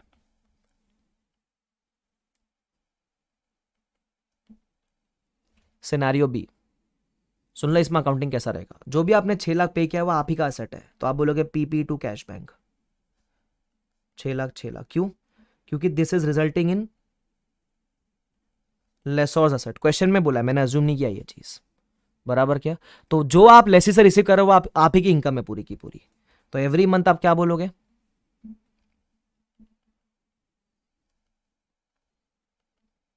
एवरी मंथ जो पैसा आएगा cash bank to lease rental income, वो पूरा आपका 1.1 लैक्स 1.1 लैक्स वो पूरा आपका रेंटल इनकम है। हाँ, इसको सिर्फ over a period of 5 years depreciate करोगे, तो डेप्रिसिएशन निकालोगे अगर एवरी मंथ का, तो कितना आएगा depreciation to PP per month? 6 lakhs divide by 60 months. अब सब पर मंथ है तो इसको भी पर मंथ दे दो, 10,000 per month, 10,000 per month. Very good Jeetu, very good Aishwarya, बहुत बढ़िया, शाबाश। क्लियर है, सिंपल है, डन एंड डस्टेड, खत्म हो गई इसकी कहानी। मस्त था ना ये भी नया था इसलिए एलडीआर। मैं बता रहा ना, जो भी नया है वो एलडीआर। आरटीबी में आईसीआई का आता था, एक आध दो कंसेप्ट नया देता है वो, तो पढ़ लेने का, सिंपल। क्लियर है क्या? यस, चलो ठीक है, आगे बढ़ जाते हैं। फिर आता है 103। इससे ये अगर 103 का क्वेश्चन आ गया तो उठ के नाच लेना पहले, फिर सॉल्व करना है उसको। क्यों, क्या बोला हुआ है? बोलता है एक्स ने एक्वायर किया 75% of very relevant limited by paying cash of 0.8। Fair value of NCI दिया हुआ है, फेयर वैल्यू ऑफ एनसीआई कितना है? 0.2, ठीक है। और आईएनए का वैल्यू दिया हुआ है 103 का 1.1। Determine the value of gain on bargain purchase, GBB चाहिए when NCI is as per fair value method या पीएसएनए मेथड। तो दोनों के हिसाब से आपको गुडविल या जीबी पे निकाल के वगैरह देना है। क्या टाइम पास क्वेश्चन है, जितना स्टेप 6 करना। अगर आप स्टेप 6 करोगे तो पहला केस जहां एनसीआई को फेयर वैल्यू पे ले लेना, ठीक है। चलो करके दिखाओगे फटाफट से, आपको क्या ही करूंगा इसको, जल्दी हाँ करो। सबसे पहले आप बोलोगे पीसी, पीसी कितना है? 0.8 प्लस एनसीआई, ये फेयर वैल्यू पे, ठीक है, 0.2 माइनस आईएनए 1.10। तो इस केस में जीबीपी कितना आया? 0.10, पहला केस। सेकेंड केस, पीसी तो उतना ही रहेगा 0.80। एनसीआई ले लो पीएसएनए पे, पीएसएनए मतलब इसका प्रोपोर्शन, तो कितना? 25% है ना। पीसी वॉज फॉर 75%, एनसीआई 25%, तो हम बोलेंगे 1.1 का 25%, एनसीआई 25%, तो कितना रहेगा? 1.1 का 25% will be 0.275 minus INA 1.10 plus 0.8 minus 1.10 आएगा आपको जीबीपी 0.025, खत्म। ये टाइम ये मैं तो बोलता यही पूछो, 100 मार्क का पूछो, मैं तो बोलता पूछ लो 100 मार्क का, खत्म करो। ठीक है चलो खत्म हो गया, टाइम पास नहीं करता, आगे बढ़ते हैं। इलस्ट्रेशन इंडेक्स 41 का एक क्वेश्चन है, क्वेश्चन नंबर 12। वो बोलता है जो फिशिंग वगैरह करते हो, है ना, मछुआरे लोग, जो मछुआरे लोग काम करते हैं उसको एग्रीकल्चर में स्कोप में कवर करते हैं क्या? मतलब बेसिकली आपको ये चेक करना है कि फिशिंग करना क्या एग्रीकल्चर एक्टिविटी है क्या? तो वो बोलता है एग्रीकल्चर एक्टिविटी नहीं है, fishing is not in scope. उसके डिटेल्ड आंसर आप पढ़ लेना, ऐसा क्यों बोलता है। There is no biological transformation वगैरह है उसके अंदर, ठीक है। फिशिंग वगैरह करना, जो आप अभी कल को तालाब में गए सब मछली पकड़ रहे हो, तो उसको एग्रीकल्चर नहीं बोलते, ध्यान रखना, ठीक है, पढ़ लेना उसको क्यों नहीं बोलते। It is not a biological transformation, ठीक है, ध्यान रखना। चलो आगे बढ़ते हैं। फिर आता है इंडेक्स 32। मैं तो बोलता हूँ 32 मतलब पता है आपको, फाइनेंशियल इंस्ट्रूमेंट्स होता है। ऐसे क्वेश्चन मैंने आपको बताया भी था पढ़ाते समय कि ये पूछ सकते हैं कि बताओ एफ है कि एफ है, ऐसा है ना, तो वो आ गया तो अच्छी बात है अपने लिए। State whether the following items meet the definition of F और एफ तो मैं क्विकली डिस्कस कर लूँ फटाफट से, सुनो क्या बोलता है। Bank advances are 5 year loan, the bank also provide the entity with the overdraft facility. तो यहाँ दो आइटम्स है, एक तो बैंक ने लोन दिया है, ठीक है, तो बैंक के लिए it will be a financial asset, और एंटिटी के लिए it will be a financial liability, जो लोन है वो, ठीक है। फिर ओवरड्राफ्ट फैसिलिटी, जो ओडी फैसिलिटी है, OD overdraft, OD OD again bank के लिए it is a financial asset, entity के लिए it is a financial liability, simple. आगे, entity A owns preference shares in B, the preference share entitle entity A to dividends but not to any voting rights. Preference shares है, बोला क्या convertible redeemable ऐसा कुछ भी अपने को किधर बोला है नहीं, तो अपन मानेंगे इट इज रिडीमेबल। कन्वर्टेबल होता तो स्पेसिफिकली मेंशन होता, बराबर, किधर कुछ नहीं बोला है, तो अपन मानेंगे नॉर्मल डिबेंचर्स, रिडीमेबल डिबेंचर्स है, तो it is a financial liability for the issuing party and for the holder it is a financial asset.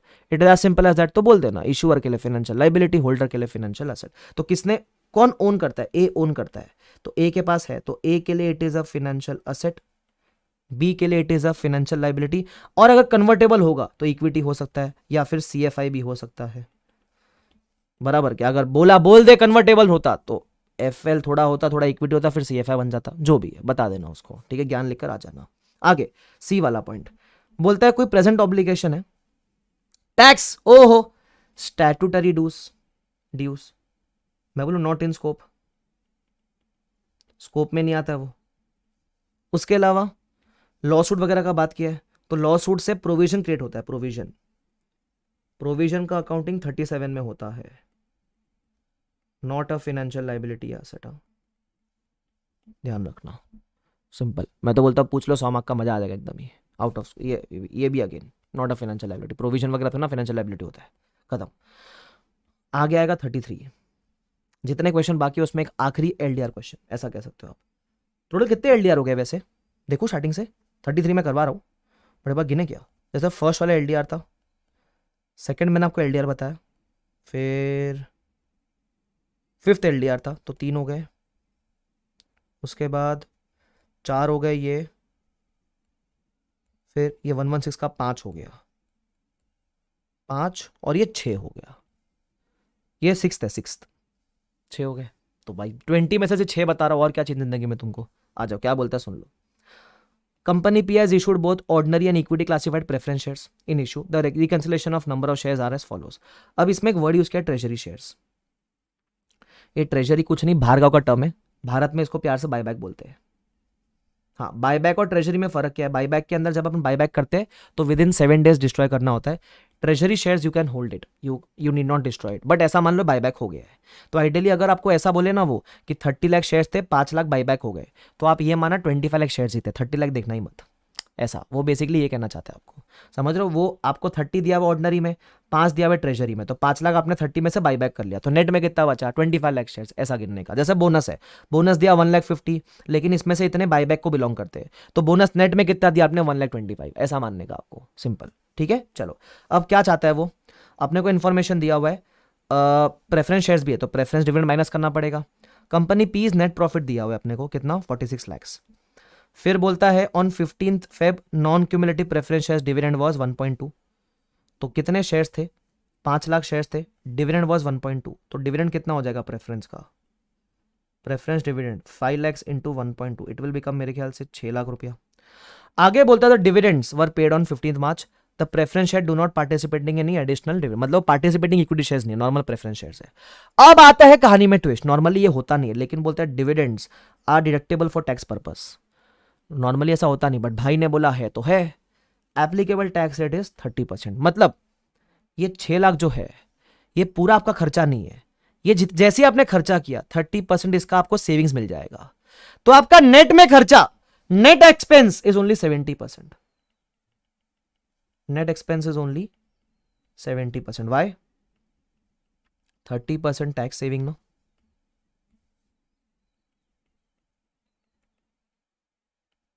Thirty percent is tax savings. अब चाहता क्या है, financial year ends on 31 March, determine basic EPS, use number of months और part of months rather than number of days. Number of days नहीं चाहिए उनको, number of months में calculation चाहिए बेसिक ईपीएस का। तो ये तो मैं यही निकाल सकता हूं, सुन लो बेसिक ईपीएस कैसे निकालेंगे, मैं यहां निकाल देता हूं। पहले फॉर्मूला लिखना कि प्रॉफिट अवेलेबल या earnings available for equity share holders divide by weighted average number of equity shares. पहले अर्निंग्स की बात कर लेते हैं, अर्निंग्स कैसे मिलेगी आपको, तो मैं डायरेक्टली कर रहा हूँ, ठीक है, आप चाहो तो डिटेल में थोड़ा दे सकते हो। तो पहले आप ए पार्ट, अच्छा मैं इसको थोड़ा अच्छे से करूँ, तो चलो ये मैं ऊपर लिख देता हूँ। अब मैं ए पार्ट की वर्किंग करता हूँ, ये अपन बोल देते हैं दिस इज पार्ट ए और दिस इज पार्ट बी। तो ए वाला पार्ट कैसे आएगा, मैं बोलूँगा कितनी अर्निंग्स थी मेरी, 46 लैक्स की अर्निंग्स थी, minus preference dividend.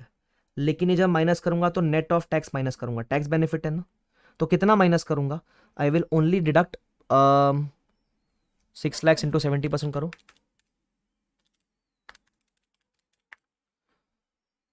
4.2 lakhs minus करेंगे सिर्फ, तो कितना बचेगा, 46 lakhs minus 4 lakh 20 which is equal to 41 lakh 80,000। तो यह आ जाएगा आपका 41 लाख 80,000।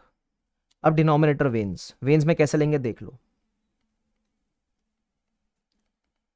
सबसे पहले आपका ओपनिंग शेयर थे 30 मत गिनो, 25 ही गिनो, तो हम बोलेंगे 25 लैक्स। अच्छा जो बोनस है, बोनस किस दिन पे दे उससे फर्क पड़ता है कि अपने को नहीं, हम तो मानते हैं ना bonus was outstanding from the earliest reporting period. अब सिखाते हो मैंने कहा था bonus factor is outstanding from the earliest reporting period, यहां बोनस का रेशियो नहीं पता है अपने को, तो आप डायरेक्टली नंबर ऑफ शेयर्स ले सकते हो।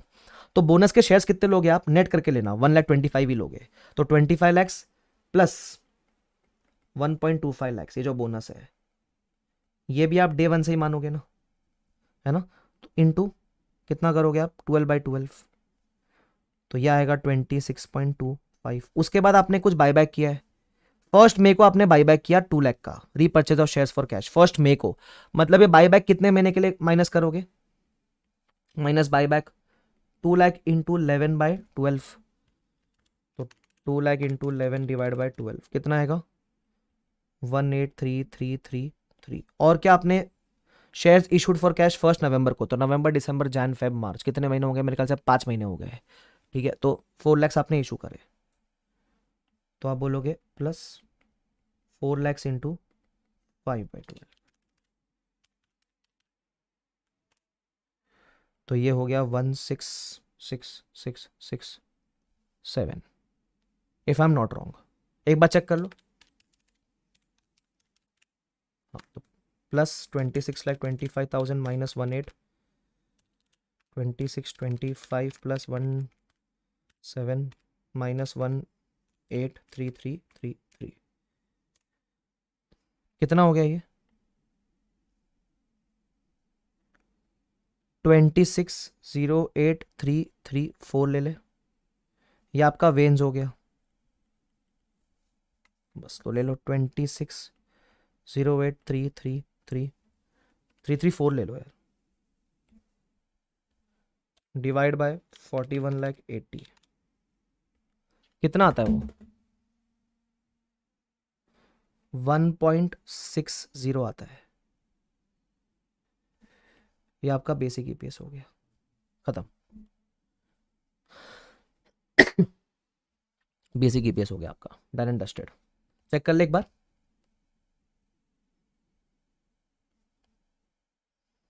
सर इसमें एलडीआर जैसा क्या था, मैं तो कह रहा हूँ सिंपल है, मैं डिफिकल्ट बोला ही नहीं, 1.60 अप्रॉक्स। अच्छा, इन्होंने जब वेटेड्स निकाले तो वो एक और तरीका होता है ना वेट्स निकालने का, मैंने क्लास में सिखाया था आपको, तो एक दूसरे तरीके से भी निकाला हुआ है, सेम आंसर आता है, फर्क नहीं पड़ता। चलो ठीक है, मेरे ख्याल से we are good to proceed further. Yes, चलो आगे बढ़ जाओ। अब और क्या क्या है, अब आता है इंड AS 8। ये सेम क्वेश्चन है किताब के अंदर, तो वो आप रीड कर लेना, मतलब सेम सेम चीज़ें नहीं करने वाले, ठीक है। यस, आगे ये वाला इंड AS 109 का टाइम पास क्वेश्चन। 109 के का चिंदी चिंदी क्वेश्चन पूछ रखे इन्होंने, टाइम पास किया हुआ है, प्रेजेंट वैल्यू निकालने बोलता है। सुन लो क्या बोलता है। In an arm's length transaction entity X buys 10,000 preference shares in Z for cash payment of 40,000, ठीक है, with 25 lakh payable immediately. 25 lakh कब पे करना है, 25,000 आपको पे करना है आज immediately, and 15,000 is payable in 2 years। मतलब 25,000 पर जब डिस्काउंटिंग फैक्टर लगाओगे तो 1 का फैक्टर लगेगा डिस्काउंटिंग फैक्टर, और 15,000 2 साल के बाद पे करना है, तो इस पर लगाओगे discounting factor of second year, और रेट है @6%। बस निकाल लो प्रेजेंट वैल्यू, ये करना है इसके अंदर। सोचो तुम क्या करना है इसके अंदर, ये बेवकूफ़ी करनी है इसके अंदर। तो क्योंकि 25,000 फर्स्ट डे पे करना है, तो 25,000 m प्लस 15,000 डिवाइड बाय 1.0612 कितना आता है 13, वो m प्लस मारो, टोटल आएगा 38,350।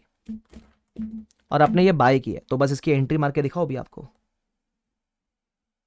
इसकी आपको जर्नल एंट्री मार के दिखाता हूं। आपने एक फिनेंशियल असेट बाय किया है, तो आप बोलोगे फिनेंशियल असेट 38,350 बराबर 2।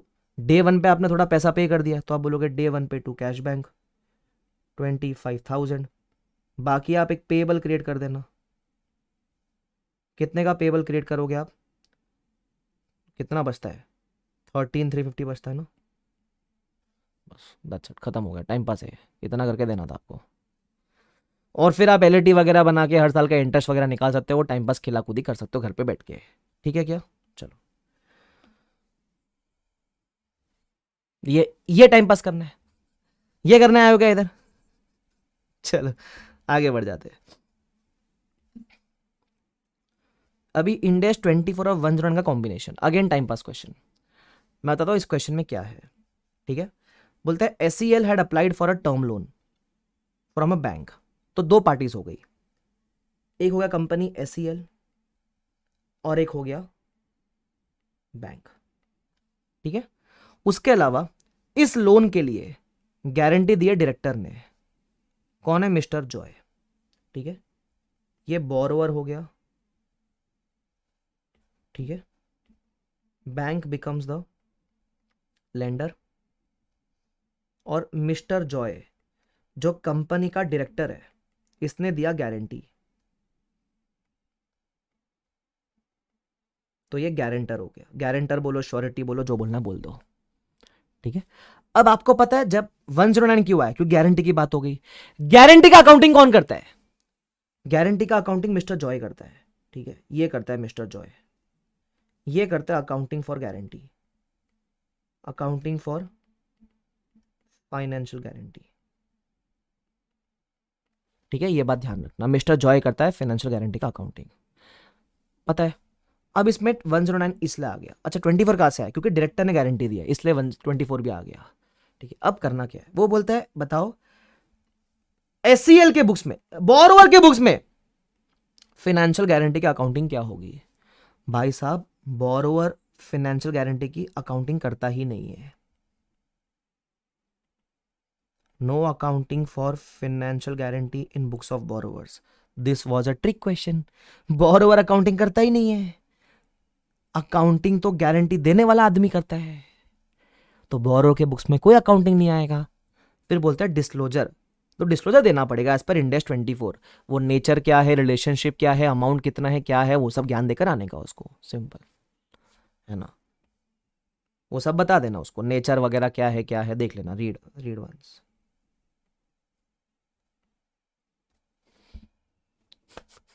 आधे लोग है ना दिमाग खराब हो जाएगा, बोलेगे सर हमको तो लगा अकाउंटिंग अकाउंटिंग करेंगे कुछ भयंकर, कुछ नहीं करना है। चलो आगे बढ़ो। हाँ, फिर आता है 38 एंड 103। बोलता है ए ने 2 सीक्रेट एक्वायर किए, 2 सीक्रेट, एक रेसिपी ए, एक recipe B. Recipe A is patented, ठीक है, recipe B is legally not protected, वो लीगली प्रोटेक्टेड नहीं है, ठीक है। तो जब लीगली प्रोटेक्टेड नहीं होती है तब तो आप उसको इंटेंजिबल रिकॉर्ड नहीं कर सकते बनाने वाले के लिए। अगर आपने खुद बनाई है ये तो आप जब तक प्रोटेक्ट ना करो तब तक रिकॉर्ड नहीं कर सकते। लेकिन एक्वायर करने वाला आदमी दोनों को टेक ओवर करेगा। Acquirer records both. सर ऐसा क्यों? पता है इंटेंजिबल का डेफिनेशन है, इंटेंजिबल का जब आप डेफिनेशन देखोगे तो डेफिनेशन में वर्ड है आइडेंटिफाइबल। आइडेंटिफाइबल में बोलता है either it should be separable और it should arise from a legal contract. मैं बोलूं एक्वायरर के लिए जो रेसिपी बी है, recipe B is not registered, but मैं बोलूं recipe B has arise from a legal contract. ये जो रेसिपी बी है it has arise from a legal contract also. और ये सेपरेबल भी हो सकती है ना, दोनों हो सकती है, क्योंकि इसको अलग से बेच भी सकते हो, बेच तो रहा है अकेला वो, ऐसा। तो इन शॉर्ट एक्वायर करने वाली पार्टी दोनों को रिकॉर्ड करेगी। बट है ना, आपको जब आंसर लिखोगे तो इसमें फिर ज्ञान देना पड़ेगा। जैसे मैंने ज्ञान कैसा दिया, as per India's 38 intangible asset, intangible का डेफिनेशन लिखना पड़ेगा, identifiable without physical substance held for use, ऐसा। आइडेंटिफाइबल के अंदर 2 क्राइटेरिया, अब बोलना एक्वायर करने वाले के लिए क्राइटेरिया मीट हो जाता है तो वो रिकॉर्ड करेगा, ऐसा। ये सब ज्ञान आपको देना पड़ेगा, simple. But again a conceptual question, simple है लेकिन कुछ है नहीं इसके अंदर। क्लियर है क्या? यस। फिर आता है इंडेस 34। ये आपको पूछता है हम कंपेरेटिव कौन से बनाकर देंगे, ठीक है, हम कंपेरेटिव कौन से बनाकर देंगे वो हमको जानना है। मैंने पता जब आपको इंडेस 34 पढ़ाया है तो यही पार्ट आपको मैंने सिखाया है अपने तरीके से कि अगर इसका क्वार्टर ये है तो कितने कंपेरेटिव देने पड़ते हैं उसको, बराबर क्या। तो ये 2 केस में पूछता है, जब entity interim financial quarterly submit करेगा या फिर हाफ ईयरली सबमिट करेगा, तो आप इनके वो क्या रहेंगे कंपेरेटिव्स, बराबर। तो ये आप एक बार जस्ट रीड कर लेना क्योंकि आपको इजीली समझ जाएगा, बट कर लेना ज़रूर, ठीक है। ये इसको मैं एलडीआर नहीं बोलूंगा लेकिन एक सिंगल स्टार ज़रूर बोल सकता हूँ, क्योंकि कभी पूछ लिया, क्योंकि वो चाहते हैं ना कि आप थोड़े वो बनो, समझदार बनो, तो वो पूछ सकता है कभी आपसे, तो ये कर लेना ज़रूर, ठीक है, ध्यान रखना। यस। उसके बाद 105 का जो क्वेश्चन है वो सेम क्वेश्चन है मॉड्यूल के अंदर, same question in question bank 105 का। तो इसमें कुछ नया नहीं है, वापस करने का आपको जरूरत नहीं है, लेकिन देख जरूर लेना ये वाला क्वेश्चन चाहिए तो।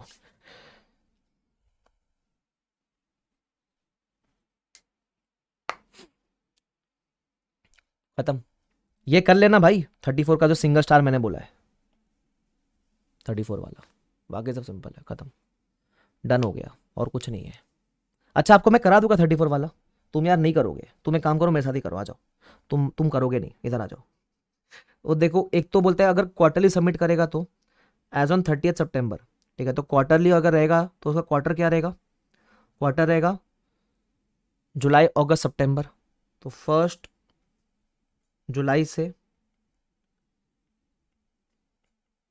30 सितंबर क्वार्टर है। और अगर हाफ ईयर रहेगा तो 1 अप्रैल 11 से 30 सितंबर 11, इसका ये हाफ ईयर है। अब बोलता है इंटरम में कौन से चीज़ें प्रेजेंट करके आपको देनी पड़ेगी, ठीक है। तो एक काम करो, आपको मैं लिखा दूँ इधर किधर, ऐड पेज करते हैं, आ जाओ 34 क्वेश्चन नंबर 19।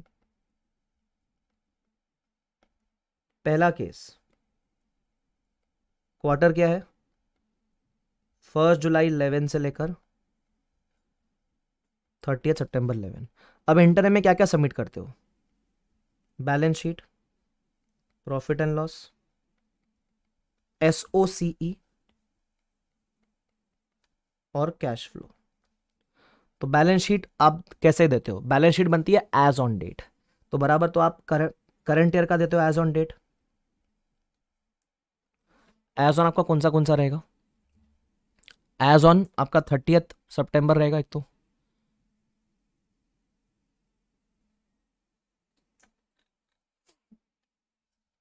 तो आएगा एज ऑन 30 सितंबर 11, और इसका प्रीवियस ईयर देना होता है। तो आप प्रीवियस ईयर कैसा दोगे, आप इसका प्रीवियस ईयर दोगे एज ऑन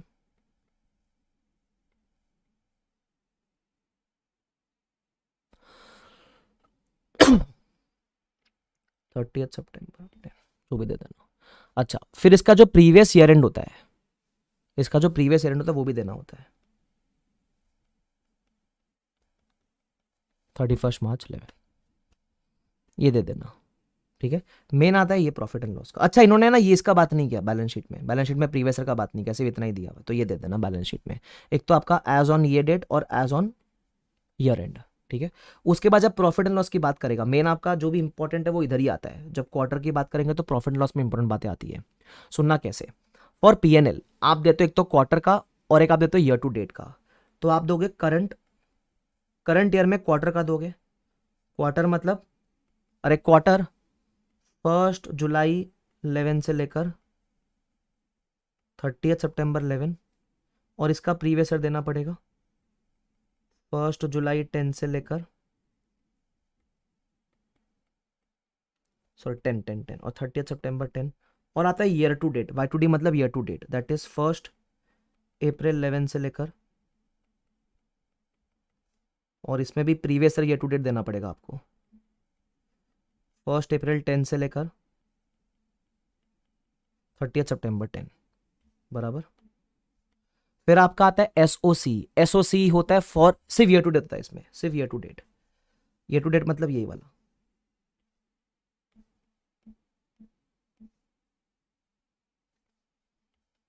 करंट और प्रीवियस ईयर। और सीएफएस भी बनता है only year to date, CFS भी होता है सिर्फ ईयर टू डेट।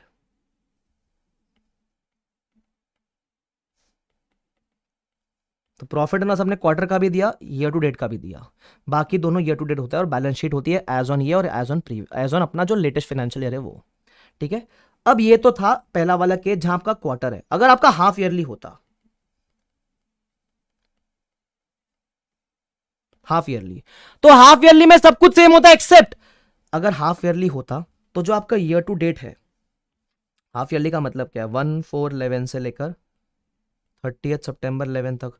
तो आपको एक चीज समझ आती है कि अगर हाफ ईयरली होता, अगर हाफ ईयरली होता तो ये वाला पार्ट नहीं आता, तो फिर प्रॉफिट एंड लॉस में जो आपका हाफ ईयर है वही आपका ईयर टू डेट है ना, बराबर। तो क्या फर्क पड़ जाता, बता दो क्या फर्क पड़ता, रुको ऐसा कॉपी करूंगा, कॉपी इधर मारूंगा पेस्ट, ठीक है,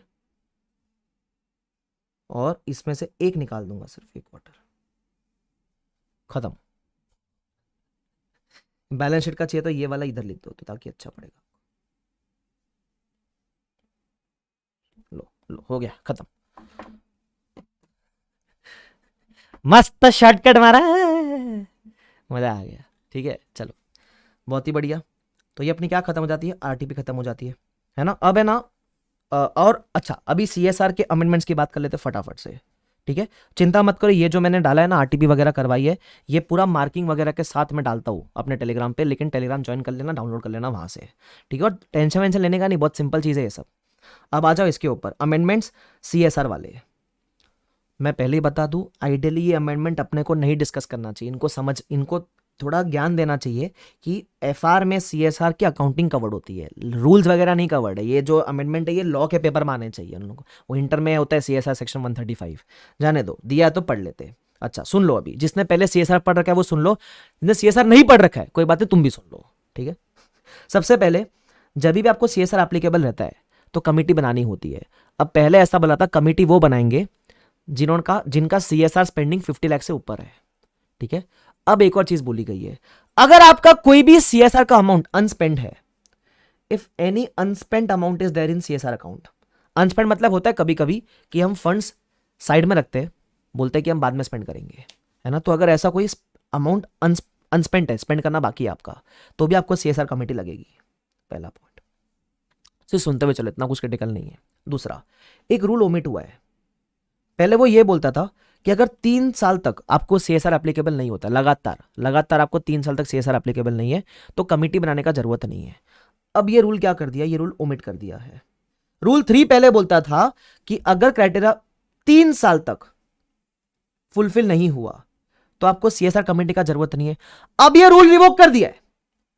इसका इंप्लीकेशन अभी 2 तरीके से हो सकता है, या तो सीएसआर कमेटी जिंदगी में कभी डिसॉल्व नहीं होगी, या फिर वो हर साल चेक करना पड़ेगा कि सीएसआर कमेटी बनाए कि नहीं बनाए। अब इस पे clarification is yet to be received, but आपको इतना ध्यान रखना है कि अगर आपको क्वेश्चन में बोल दे कि मेरे को 3 साल तक सीएसआर अप्लाई नहीं हो रहा है अब, और पहले मैंने कमेटी बना रखी है, तो क्या मैं कमेटी डिसॉल्व कर सकता हूँ? आप बोलने का नहीं, वो रूल ओमिट हो चुका है, कमेटी डिसॉल्व नहीं हो सकती, सिर्फ इतना मतलब रहेगी कमेटी बस।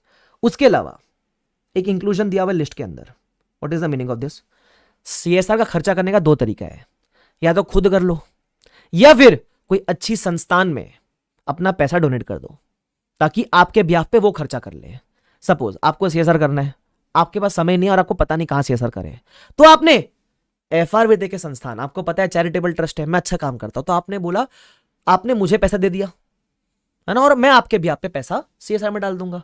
तो आपने जो मुझे पैसा दिया ना, it is also CSR expense, ऐसा बराबर। तो अब ऐसे कौन से एंटिटी को अगर आप पैसा जमा करवा दोगे तो उसको सीएसआर स्पेंडिंग मानी जाएगी। जैसे आप नहीं कर सकते ना, तो आप ऐसे कौन से लोग को पैसा दोगे तो हम मानेंगे आपने सीएसआर कर लिया है, तो वो लिखा हुआ है। तो वो बोलता है अब ऐसे फंड में, जैसे मैंने बोला ना मुझे दे दो, मैं आपके ब्याह में मैं बड़ा अच्छा काम करता हूं, मुझे दे दो, मैं आपका पैसा खाऊंगा नहीं, तो ऐसा मेरे जैसे कितने लोग को इंक्लूड कर लिया इस लिस्ट के अंदर कि आप कौन से और एंटिटी को पैसा दोगे तो हम मानेंगे आपने सीएसआर कर लिया है। तो बोलता है any fund establish for charitable purpose, है ना, अगर कोई भी चैरिटेबल पर्पस के लिए एस्टैब्लिश हुई है उसको दोगे पैसा तो हम सीएसआर खर्चा ही मान लेंगे। उसके अलावा अगर कोई ट्रस्ट है ना, रिलीजियस पर्पसेस, पब्लिक रिलीजियस मतलब होता है ना मंदिर वगैरह, उसमें दान पुण्य किया, कोई दिक्कत वाली बात नहीं है। उसके अलावा कोई एजुकेशनल इंस्टीट्यूशन जो प्रॉफिट के लिए नहीं होती है, जैसे आईसीआई में डोनेशन दे दिया आपने, प्रॉफिट के लिए है नहीं, वो डिबेटेबल क्वेश्चन है एनीवेज, तो सोनली फॉर एजुकेशन पर्पस, तो वहां दे दिया चल जाएगा, काम नहीं। कोई हॉस्पिटल में दिया तो भी चल जाएगा, कोई दिक्कत वाली बात नहीं है, सिंपल। इज इस क्लियर टू एवरीवन? खत्म। तो ये 3-4 लोग ऐड हो गए लिस्ट के अंदर। आप बताओ ये अकाउंटिंग से कोई लेना देना है इस चीज का? बट डाला हुआ अमेंडमेंट में, क्या करें। उसके अलावा एक और चीज, लिमिट्स ऑफ एक्सपेंस इनकर टूवर्ड्स इंपैक्ट असेसमेंट, इसके लिमिट में कुछ चेंजेस है। अब इसका मतलब क्या सुनना, अब ये इंपैक्ट असेसमेंट क्या है?